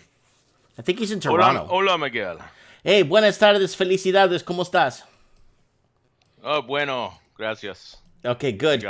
All right, so what's going on in the comments? Are we still at war in the comments here? No. We got a difference of opinion. Okay, that's fine. We'll work it out. I'm not mad at anybody. I love China. Yeah. No it's problem. All good. No worries. Okay, wind down the show. So I think you've been here for most of the show anyway. Yeah, I've been here since about 9:30. Yeah. Okay, so what do you think of the new Mike in the Night towel? Well, that's pretty cool. What's the title on that? I haven't seen it on the Teespring. Oh, here it is. Yet. I can't believe the quality is good. Yeah. Oh, it looks real good. Oh, that Mike in the Night mug I got was I dig it a whole bunch. It's good stuff. Yeah, when I saw this come in the mail, I'm like, holy, and my shirt, the quality, I got my shirt washed, it didn't shrink, and it says Mike in the Night at the bottom here. Oh, yeah. It's really nice. But I'm really happy with the quality of the swag. So, guys, pick up stuff on Teespring if you want to support the channel. Let me just do a quick channel plug. 1 minute here. Go right ahead. Do your thing. Let's go here real quick, guys. Support the channel, guys. This is my only source of income right now, Supreme. No more eBay. No more store. I guess not. No eBay. Oh, I guess you can't. I don't want to go to the pharmacy to drop it off. No way. No, not right now. You guys could always super chat me. I got that fixed. You could always buy me a coffee on Patreon. I'll give you the Patreon link. $1 a month. It auto charges your credit card $1 a month. You could do... Here's the store. You could buy there's a lot of cool stuff in the store. That towel's cool, yeah. The chicks are going to love this thing. Yeah. Yeah, SB, can you make a shirt saying, I didn't eat the bat? Yeah, I'll probably make a shirt like that too. I want to make I Survived 2020. Oh, that's going to be a bestseller. Hey, Aquarius, how you doing? There's my Facebook, guys. Oh, it's good.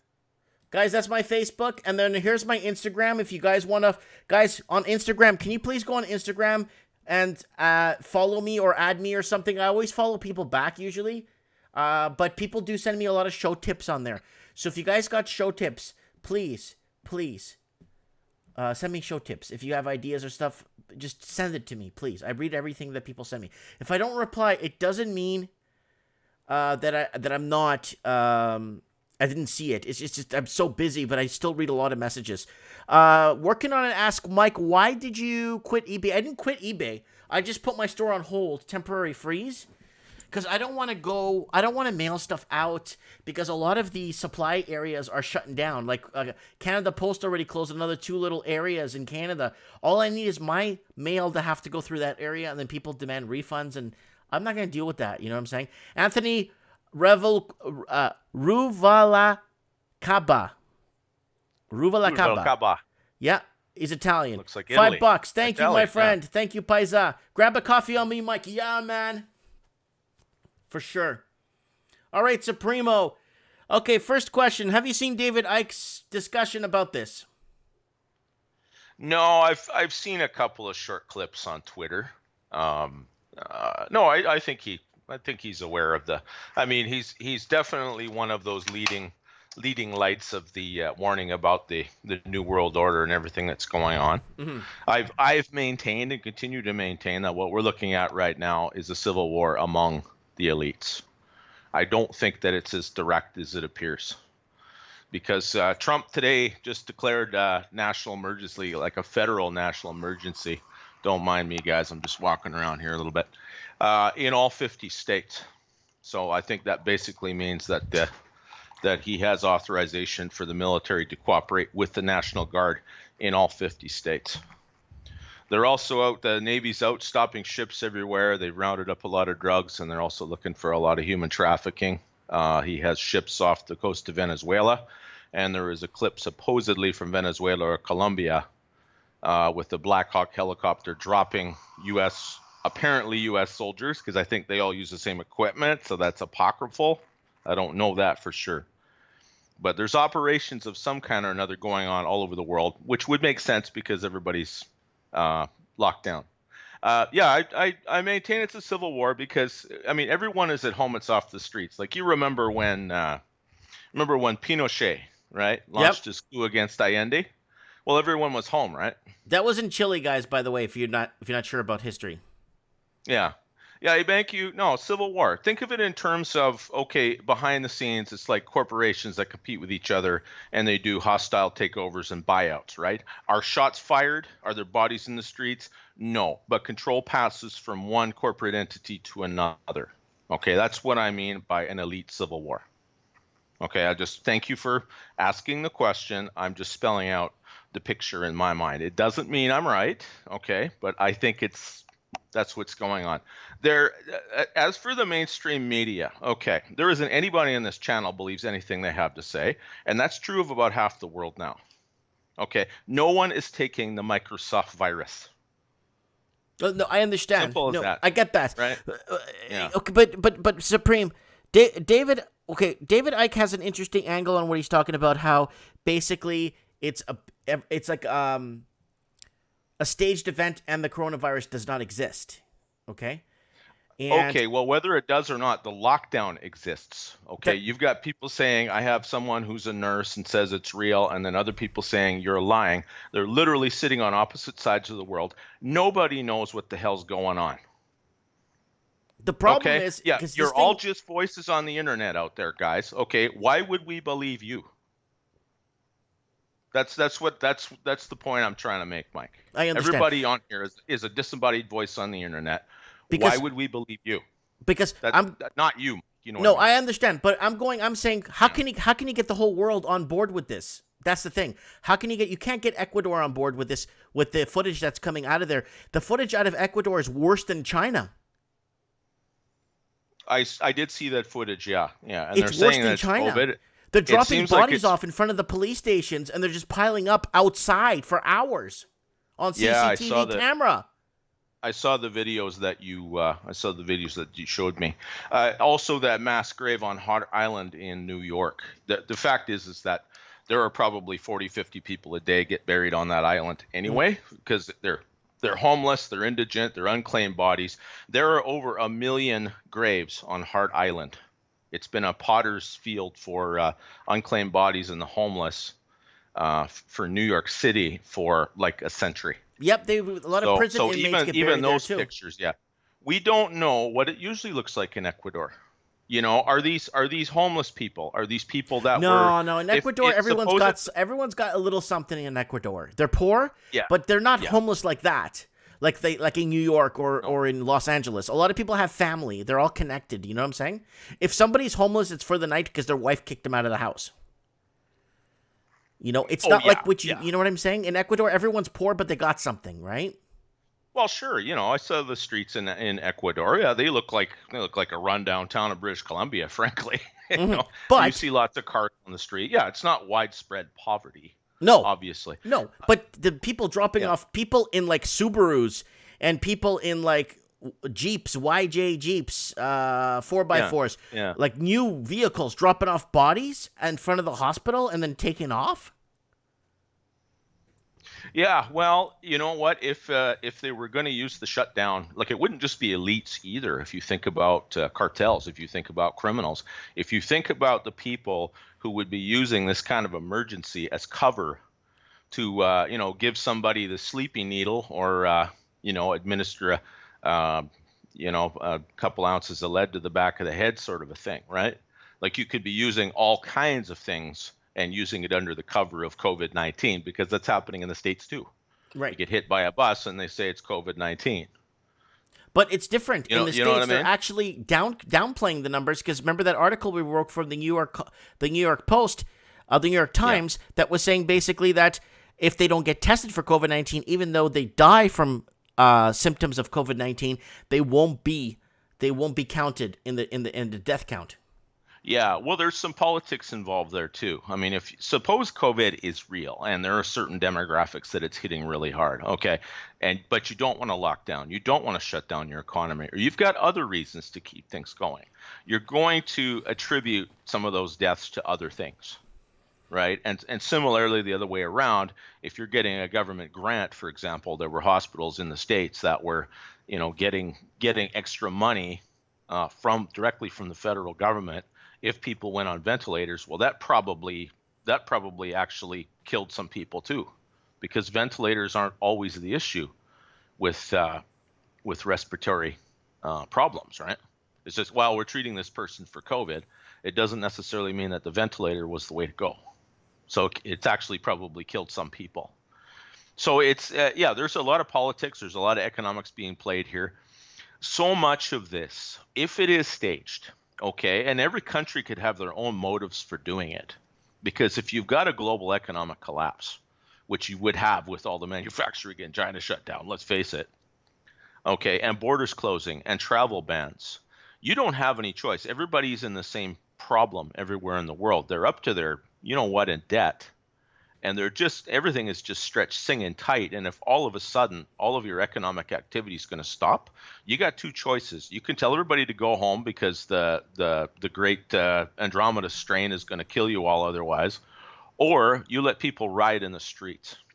I love China. So it could just be that it really was something that wasn't that serious, but the political and the economic conditions of the world today meant that every government in the world had no choice but to run with it. It was just like a row of dominoes falling over. Yeah, what's with all the Simpsons? I feel your pain, Aquarius. It's pretty bad.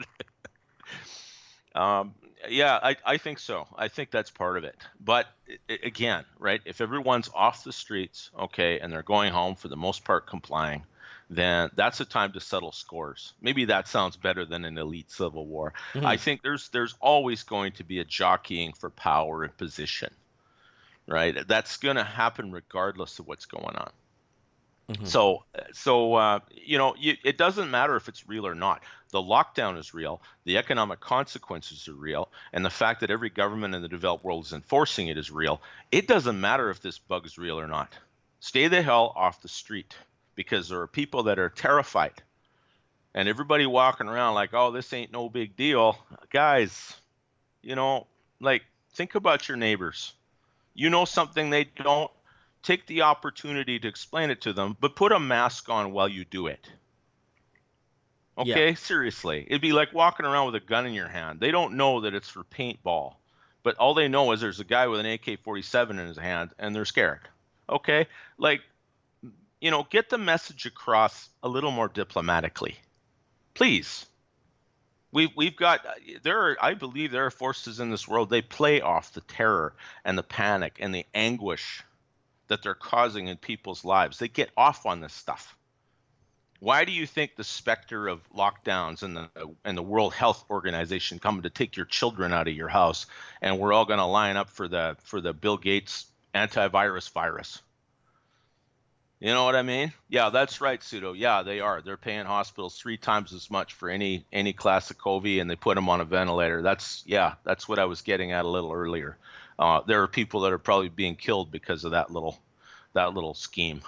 It's just, you see what I mean? It's corruption and greed and they're profiting off of people's terror. You have to refuse, whether you think this thing is real or not. Your appropriate response is not fear and panic. Simple as that. Everybody cool their jets. Think about what's going to happen. If they're going to start, coming door to door and lining up and saying, come outside and get your shot, I hope if you don't have a gun, I hope you at least have a tire iron in your hand. Hey, you better make sure you take one with you. You know what I see happening before that? What? I see them making it illegal to have gold in your house. They're not going to say you can't own gold. You just can't have it in your house because it's not safe. I feel like something like that will happen, and they'll come and confiscate it if you keep it in your house. Well, there have been confiscations, and everyone points to the confiscation of 1933 in the States. But the thing is, that wasn't actually confiscation. It would be more like what happened in Australia in the late 50s. That was an actual confiscation. No, the United States had gold coinage. All they did was the coinage. They said, okay, to all the banks, okay, turn in the gold coins and exchange them. And the way they did it was they said, okay, past this certain point, Americans won't be able to own gold bullion anymore. There were certain categories that were excluded, of course, like jewelry and things like that. But you couldn't own coinage, you couldn't own gold bars. They were calling in the currency. But the reason they did it is because U.S. currency was directly tied to a specific weight of gold. So they couldn't revalue that currency until they had all of the gold in possession. Well, they had to, because the only way they could go to war is to unpeg off the gold currency. They could never go to war. A country could never go to war with a currency pegged on gold. Well, they did that forever, Mike. I mean, the world was on a gold standard when they fought both world wars. No, but I mean going into like now, like during the Richard Nixon administration, for them to continue that Vietnam and all that crap, they needed to get off the gold standard. They needed to get off the gold standard because as long as you had convertibility to gold, every once in a while the French would send a destroyer to New York and pick up the gold in exchange for that increasingly worthless American currency, right? And so if they already lost half the gold they had by the time Nixon pulled the plug on that, you didn't really have a choice there. It's if you're going to prosecute a war, you're going to institute 2 things. One, you're going to print plenty of money, or you're going to issue some kind of war bond or victory bond. I think we even have COVID bonds now. And number 2, you're going to institute rationing. So in a case like this with a pandemic. Okay, go ahead. Give me a sec here, because we got the Bill Gates video here to put up. It's a minute long. Is it okay if I play it? Sure, go ahead. All right, let's see what our friend Billy Microchip Gates here has to say here. If everything goes perfectly on a delay, I might not with the RNA approach, we could actually beat the 18 months. We don't want to create unrealistic expectations. The efficacy of vaccines in older people is always a huge challenge. It turns out the flu vaccine isn't that effective in elderly people. Most of the benefit comes from younger people not spreading it because they're vaccinated, and that benefits on a community basis the elderly. Here, really? Okay, let's continue. We clearly need a vaccine that works in the upper age range because they're most at risk of that. And doing that so that you amp it up so it works in older people and yet you don't have side effects.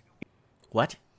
If we have, 1 in 10,000 side effects, that's, I probably way have more, to open it up in another 700,000 window, Mike, because I'm on a delay. I can't hear it people who right will now. suffer from that. So really understanding the safety at gigantic scale across all age ranges, pregnant, male, female, undernourished, existing comorbidities, it's very, very hard. And that actual decision of, okay, let's go and give this vaccine to the entire world, governments will have to be involved because there will be some risk and indemnification needed before that can... But there must be indemnified.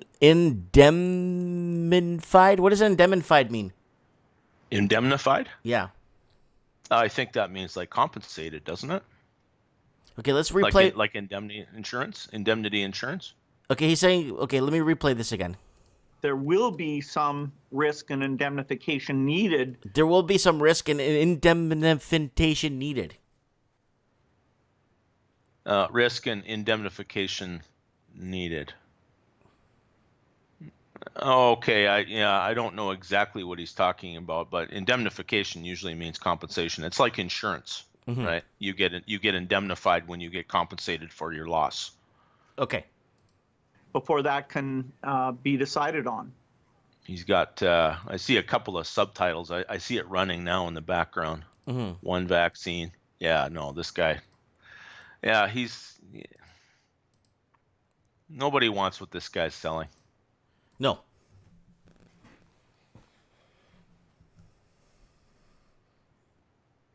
He couldn't keep viruses out of his software. Why would we trust him to keep them out of us?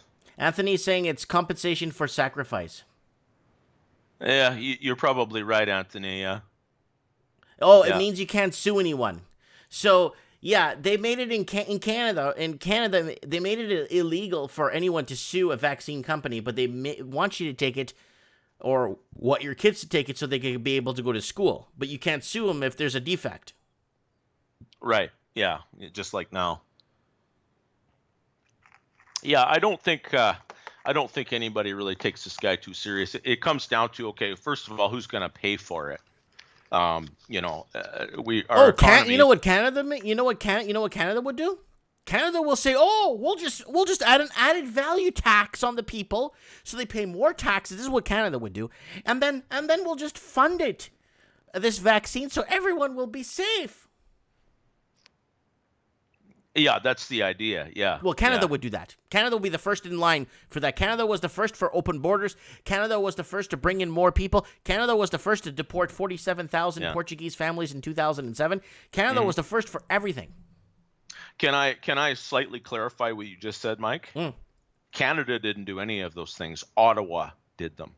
Okay, and there aren't a lot of patriots in Ottawa. No, I understand what you mean, Supreme. Yeah, sorry, yeah, I'm sorry I'm labeling Canada as a whole thing. I'm saying, Ottawa. Okay, yeah, I know what you mean. Absolutely. The House of Commons. The House of Commons, yeah, that's right. Yeah, and their bureaucratic machine, which is not our friends and hasn't been for a long time. I always said Canada is basically the Hudson's Bay Company grown out of control. Yeah. And the HR department, frankly, isn't hiring any really good people lately. The HR department in some of these big government area, like these big government jobs, I found out from a guy that was working on a park, for Parks and Recreation, and for the city of Vancouver. I go, wow, how many engineers you guys have working at these parks and stuff? Oh, we got like 63 full-time workers that go around the city fixing parks, putting in like play sets and stuff for the kids to play and stuff. Wow. I go, you guys are, oh no, our HR department is the big deal. I'm like, what do you mean? There's 440 people that work in their HR department with like 80, 90 engineers working on the ground with 400 HR workers. Oh, I'm not shocked at all. Yeah, no, it's. I mean, yeah, they're just padding the. They're just padding the gateways to. What's the point of padding that? gateways to work for the government. Well, it stacks governments with Marxists, basically, and social justice warriors. It's all stacking. None of them need to be there. No, They're you an can have two absolute- people they're an running the absolute whole cancer office. on everything. Yeah, yeah. You don't need all of those people. You're. And you know what I mean? what the guy told me? Most of them barely speak any English. Of course. Yeah, no, they're just there to be there. They're being brought in to displace us. But as I've said many times, I can't think of a place like Poland, right, or Serbia or Greece that were under literal, well, not Poland, but the latter two were under literal Ottoman imperial rule for centuries. And you would think, okay, well, they've been assimilated, they're going to get bred out of existence. The whole place is going to be Islamified. It's going to be this, it's going to be that, it's going to be the other thing. But when push came to shove, the moment, and I mean the microsecond that both of those countries had the means to kick the Ottomans out, the Ottomans were gone and never came back. And it isn't going to be any different in Europe, and it isn't going to be any different here. We live in a cold country. We live in a place with a small population and an enormous landmass, and it's climatically hostile at the best of times. And when you have too many people not producing, the whole thing goes broke. And when it goes broke, guess what happens to all these people that are sitting there in their apartments or in their comfy HR jobs collecting government gibs? Yeah, exactly, Dragovich. Yeah, you were occupied for 500 years by the Ottomans, but Serbia is still there after all of that, right? That's my point. It's not that easy to assimilate everybody into the world. This Babylonian idea that come let us make bricks and we're going to turn everybody into interchangeable economic units, that ain't going to wash. That is not going to fly. Everybody hates it now. And the people that don't hate it, everybody hates them. Right? So as soon as they run out of money, you're going to need stronger lampposts to hold them all. I'll just leave it at that. I love China. Yeah, Erdogan dreaming of restoring that Ottoman Empire. Yeah, and so far the Kurds have run rings around the Turkish army. They're I wouldn't call them a paper tiger, but these aren't the soldiers of Suleiman. Let's put it that way. Do you think, let me ask you something. What side would Russia take? I think Russia would sit in the middle and sell arms and resources to either side. They don't have any reason to get involved in it. If Europe and America get involved in a war with China, Russia just gets stronger by default. And the Europeans are badly undergunned. And if there was a war, then the Americans would probably be leaving troops there as part of NATO, which means Russia has even more incentive to just stay the hell out of it and sell gas and oil and sell coal and steel and arms to anybody who's got the money to buy them. That's what I think will happen. Russia ultimately, like Churchill said, they're a mystery wrapped inside an enigma, like one of those Matryoshka dolls. Right, but ultimately their own national interest. They're not in any position to go on a war of conquest. Yes, their debt situation is better. Their weapons are fairly advanced, but there was a brigade, there was a combat group. They were mostly mercenaries, but they had all the latest gear, and they attacked an outpost in early 2018 in northern Syria. And the American commander that was watching it at the time picked up the hotline and he called his Russian counterpart and he said, are these your soldiers that are coming towards us? And the Russian said, oh, no, they're not ours, which was probably a lie. But between B-52s, Apaches, long-range artillery, they suffered essentially 100% casualties. So I'm not really concerned about a contest between European, American, and Russian arms. Russians, like World War II, they have some stuff that will surprise us. They have some stuff that is powerful.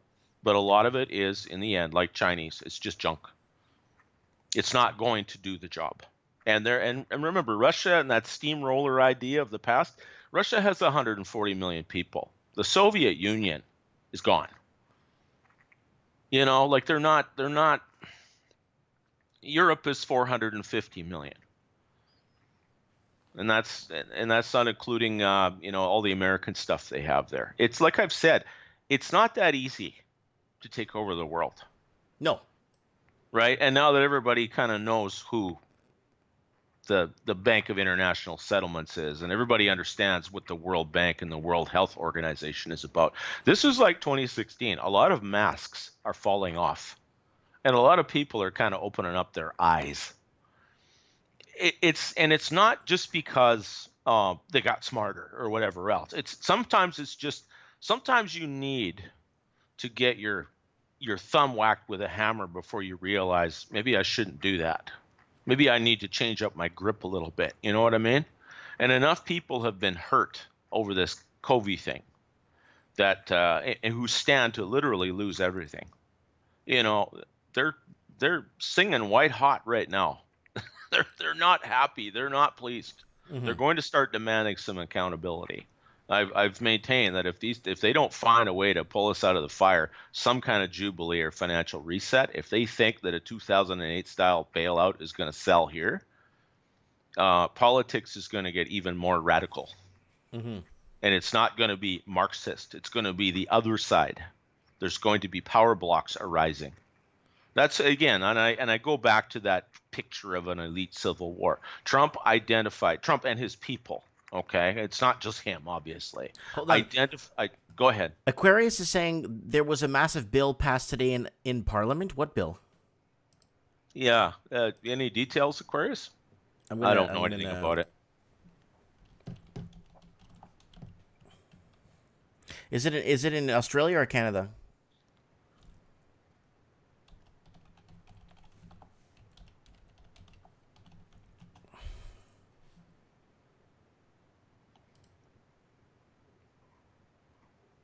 Wage subsidy bill? Wage subsidy bill? Well, I think Singh put something forward, but I mean, we already have that CERB program. And I actually think that's going to be fairly universal. Like, it's not just going to be small or employees, it's going to be small businesses applied to. There are a lot of people, especially in the built-up areas like Vancouver and Toronto, that were just barely hanging on by their fingernails, and they won't be back. Well, if that happens, you know, those people are not going to vote Liberal again, right? Why is there only like 2 people in the House of Commons? Oh, because of COVID, I forgot. Yeah, that's right. And it's probably a very boring place to be. Yeah. You know, especially when you've got a coalition government like we have right now, right? Which is way left of center. But they don't have the popular vote, where it's kind of the opposite problems they have in the States. Apparently Hillary got won the popular vote, but that's not how you win the presidency in the States. You've got to win the Electoral College. Mm-hmm. Well, they did that so California and New York won't be the deciding factor every time, right? Yeah, that's right. Yeah. Well, yeah, you don't want the big built-up urban areas on both coasts choosing the government every time. No, that won't be Unfortunately, we don't really have a system like that in Canada, which is part of the reason that we have the problems we have. But hold on, Supreme. We got this problem in Canada where if you're in a certain part of Canada, your vote's worth more. There is at least one region that it does seem that applies. Yes. Because I heard if you're in different provinces or different cities, your vote is worth more than one vote. That's what I heard. I didn't. Then I looked into it, and they had this whole thing on the American news on Fox discussing how things are different in Canada when it's like one vote one. It's like different wherever region you're in, your vote's worth more. I didn't know that. Oh, yeah. Well, theoretically, that's not supposed to be the case, but it usually depends on. It's not the individual; it's the fact that there's millions of individuals crammed into those economic sinkholes we call cities. You know, that they tend to dominate the politics. Like New York State, you know, New York City occupies, I'm sure, less than 5% of the total landmass of New York State. Most of New York State would probably vote solidly Republican, but they'll never be a Republican state because of New York City. You know what I mean? So in that regard, yeah, some votes count more than others. And like Stalin said, who counts the votes, right? Yeah. Yeah, that would be a good thing to know. Well, it looks like at least there's a campaign in the States to make sure that the votes actually are legitimate and they're counted properly once. If it happens once and only once, yes, it will probably change the face of American politics for a generation. It already has. Yeah, here it is. More votes, no. See, it is. This is the law in Canada. Look, one person, one vote in Canada. It's not even close. No, this is from the Toronto Star. The chances of are excellent. That when you go about marking your ballot in the upcoming federal election, something quirky and quintessential Canadians will happen without you even knowing it. Some votes will be subsequently more powerful than others, especially those that cast in the most remote rural ridings. And if you live in a city, especially growing rapidly as Greater Toronto, your vote is more likely to register less than equal. A lot of people don't know this in Canada, but it's not one vote. One person, one vote. If you're in specific areas, your vote is valued more. Well, that you can't rule it out. If it's a matter of the size of the landmass or maybe the relative economic production from a particular riding, right? Because there's not a lot of people, but they've got a mine or they've got an oil well or they've got they've got manufacturing of some kind. Maybe. And they're not eligible for as much in the way of equalization payments. Yeah, I could see where those areas. I mean, they tend to vote conservative anyway, or New Democrat. The ones this is that still something we believe got to look into a little bit further. Yeah, I don't know. That's news to me. I don't even understand how that works. It's not a matter of. Here is CBC. It's the size of the writing, I guess. I think I know what they're getting at, Mike. CBC is saying, how much is your vote really worth? So if you're in bigger cities, your vote, it says right here, your vote is worth a lot less than equal. Well, in an area that's growing rapidly in population, right, and the ridings are more or less supposed to be divided by population, right, which is why you have a lot of ridings in a big city and very few out in the countryside. Okay, so if an area is growing exponentially, then the next election cycle, yeah, you've got more people voting, but it's an argument for more ridings. It's not an argument that your vote counts for less. It's just you're living in a place where, yeah, you've got proportionately more people than you should have because the ridings haven't been redivided again. Okay, so your votes are, I guess in that regard, yeah, a riding that's only got 100,000 people but covers the size of France. Well, here Aquarius has the best reply to that. There's no one worth voting for anyway. If you remember the last debate in Canada, they never discussed the opioid crisis, the fentanyl crisis, the homeless crisis, the $200 billion laundered. They never discussed corporate entity buyouts. They never discussed Canadians losing jobs to foreigners buying up mines and not hiring Canadians. They never addressed the housing affordability. They never discussed wages not being on par with inflation. They never discussed how basically, so what the heck is going on? Like I get it, but still, like why didn't they address at least one? All they talked about that whole debate was global warming, yeah. Greta global warming, Greta pipeline, global warming, Greta pipeline. Yeah, well, about 5% of Canadians watch CBC, but CBC is the public broadcaster. So, yeah, you get a panel of half a dozen, basically downtown Toronto cat ladies wanting to know who's more racister than the other, right? And of course, if you're Andrew Scheer, you're far right. You're a borderline Nazi. Anyway, no, it was just a hate fest. M. Howden, that's all it was. No, M. Howden, it is the Toronto Star, yes. So you could look that up and see what your vote is worth. Yeah. They had a tally thing on, I think it was City TV, in what region you live in and what your vote is worth, if it's worth less than a vote. Well, you can look it up and you could, M. Howden, look it up. Yeah. And then to let us know. Okay, we got more videos here from Liam. Okay, what's this? Oh, it's in Wuhan. It's people shopping for going on in t-shirts and Wuhan? stuff. Nice. There's like a couple of hundred, maybe 300 people here. Picking up their Mike in the Night swag. Very good. Very good. Wouldn't it be funny if the Chinese started buying t-shirts made in Canada? Yeah. Wouldn't that be the world turned right side up again?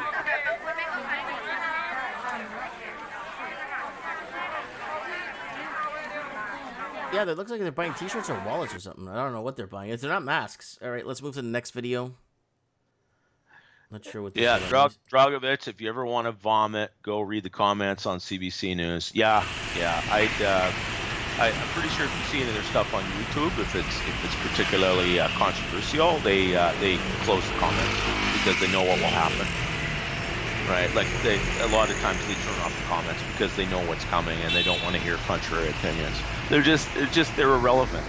You know, they get $1 billion from Ottawa every year, and 5% of people watch them, and they just get more and more and more paused and converged as time goes by. It's just retarded. You know, like the CBC of 1965 or so really needs to come back in a big way. Big time. Because this is they're not video here up running here. I'm not sure what the video. It's talking about safety first. Thai safety first. Video. Tell us what that video means, boss. In the comments. Well, I don't see a lot of social distancing. No. It's Thailand, dude. Everyone's on top of each other. There you go. Yeah, it can't be avoided, yeah. Yeah, I never want to live in a place like that. Safety first. Mm-hmm. You're not a nice person. I have the Donald Trump soundboard here in the background. I love it. Do you ever hear it once in a while? When I'm not talking to you, all I can hear right now is you. Oh, okay. I love China. And I'm on a delay, so yeah. Oh, okay. I'm not in this real time here. Oh, no worries, no worries. So yeah, I just wanted to get you on to kind of give us a little bit wind down the show. Wow, it's almost midnight, man. How long I've been? Wow, 3 hours and 46 minutes, man. Holy crap. And you put your time in tonight, you betcha. Oh, I like the longer format, and you're getting new callers. You're getting you're getting a nice, you're getting a nice mix here of callers, and some voices we haven't heard in a while come back too, and that's good. That's good. Yeah. Everybody should do this at least once. Call in and make your pitch, guys. You know, don't be bashful. Yeah, I want somebody to come on and tell me and discuss with me how this is a hoax. This whole COVID thing is a hoax, and how they pulled it off. Like I wouldn't dismiss anybody. I would tell me, educate me. I want to learn. Tell me what you know. You know? Yeah. Is it a hoax everywhere in the world? I mean, let's face it. Most places that have built up urban areas, they're not being affected by this in any great way because you just don't have a lot of interaction. It doesn't matter at this point anymore if COVID is a hoax or not. The lockout is real. The economic disruption is real. The travel bans are real. The debates about what's going on in the world are real. What the World Health Organization and Mr. Gates and all these lovely people are proposing to do to us are very real. I don't doubt any of that.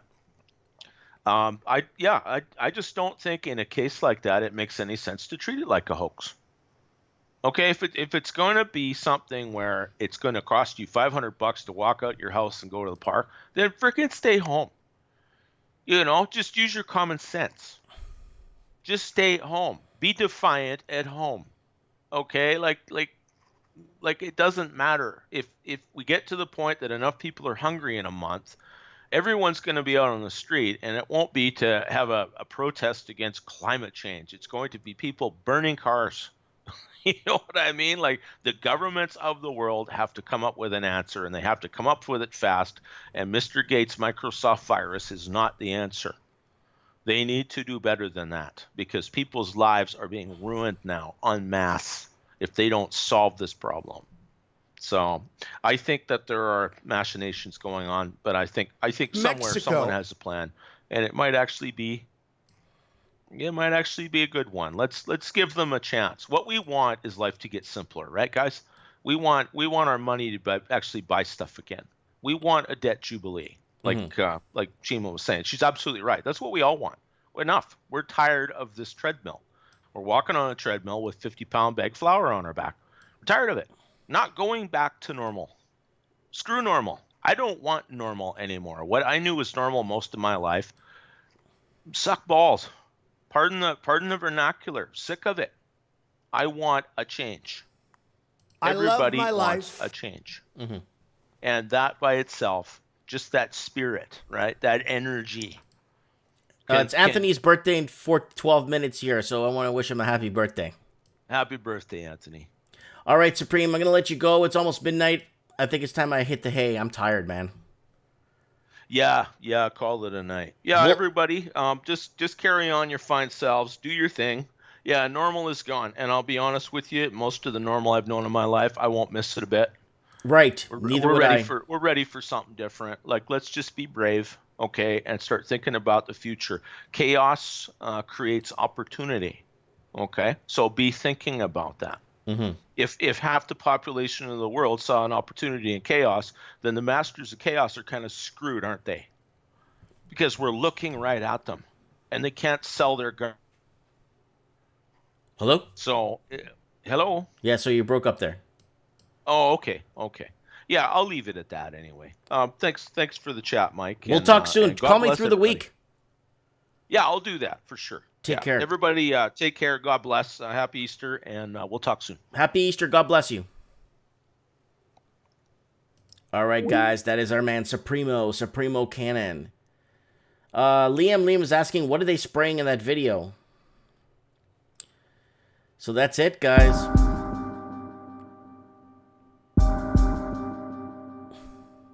Gemini King, Mike in the night, and the Gemini crew. Towel! Ooh.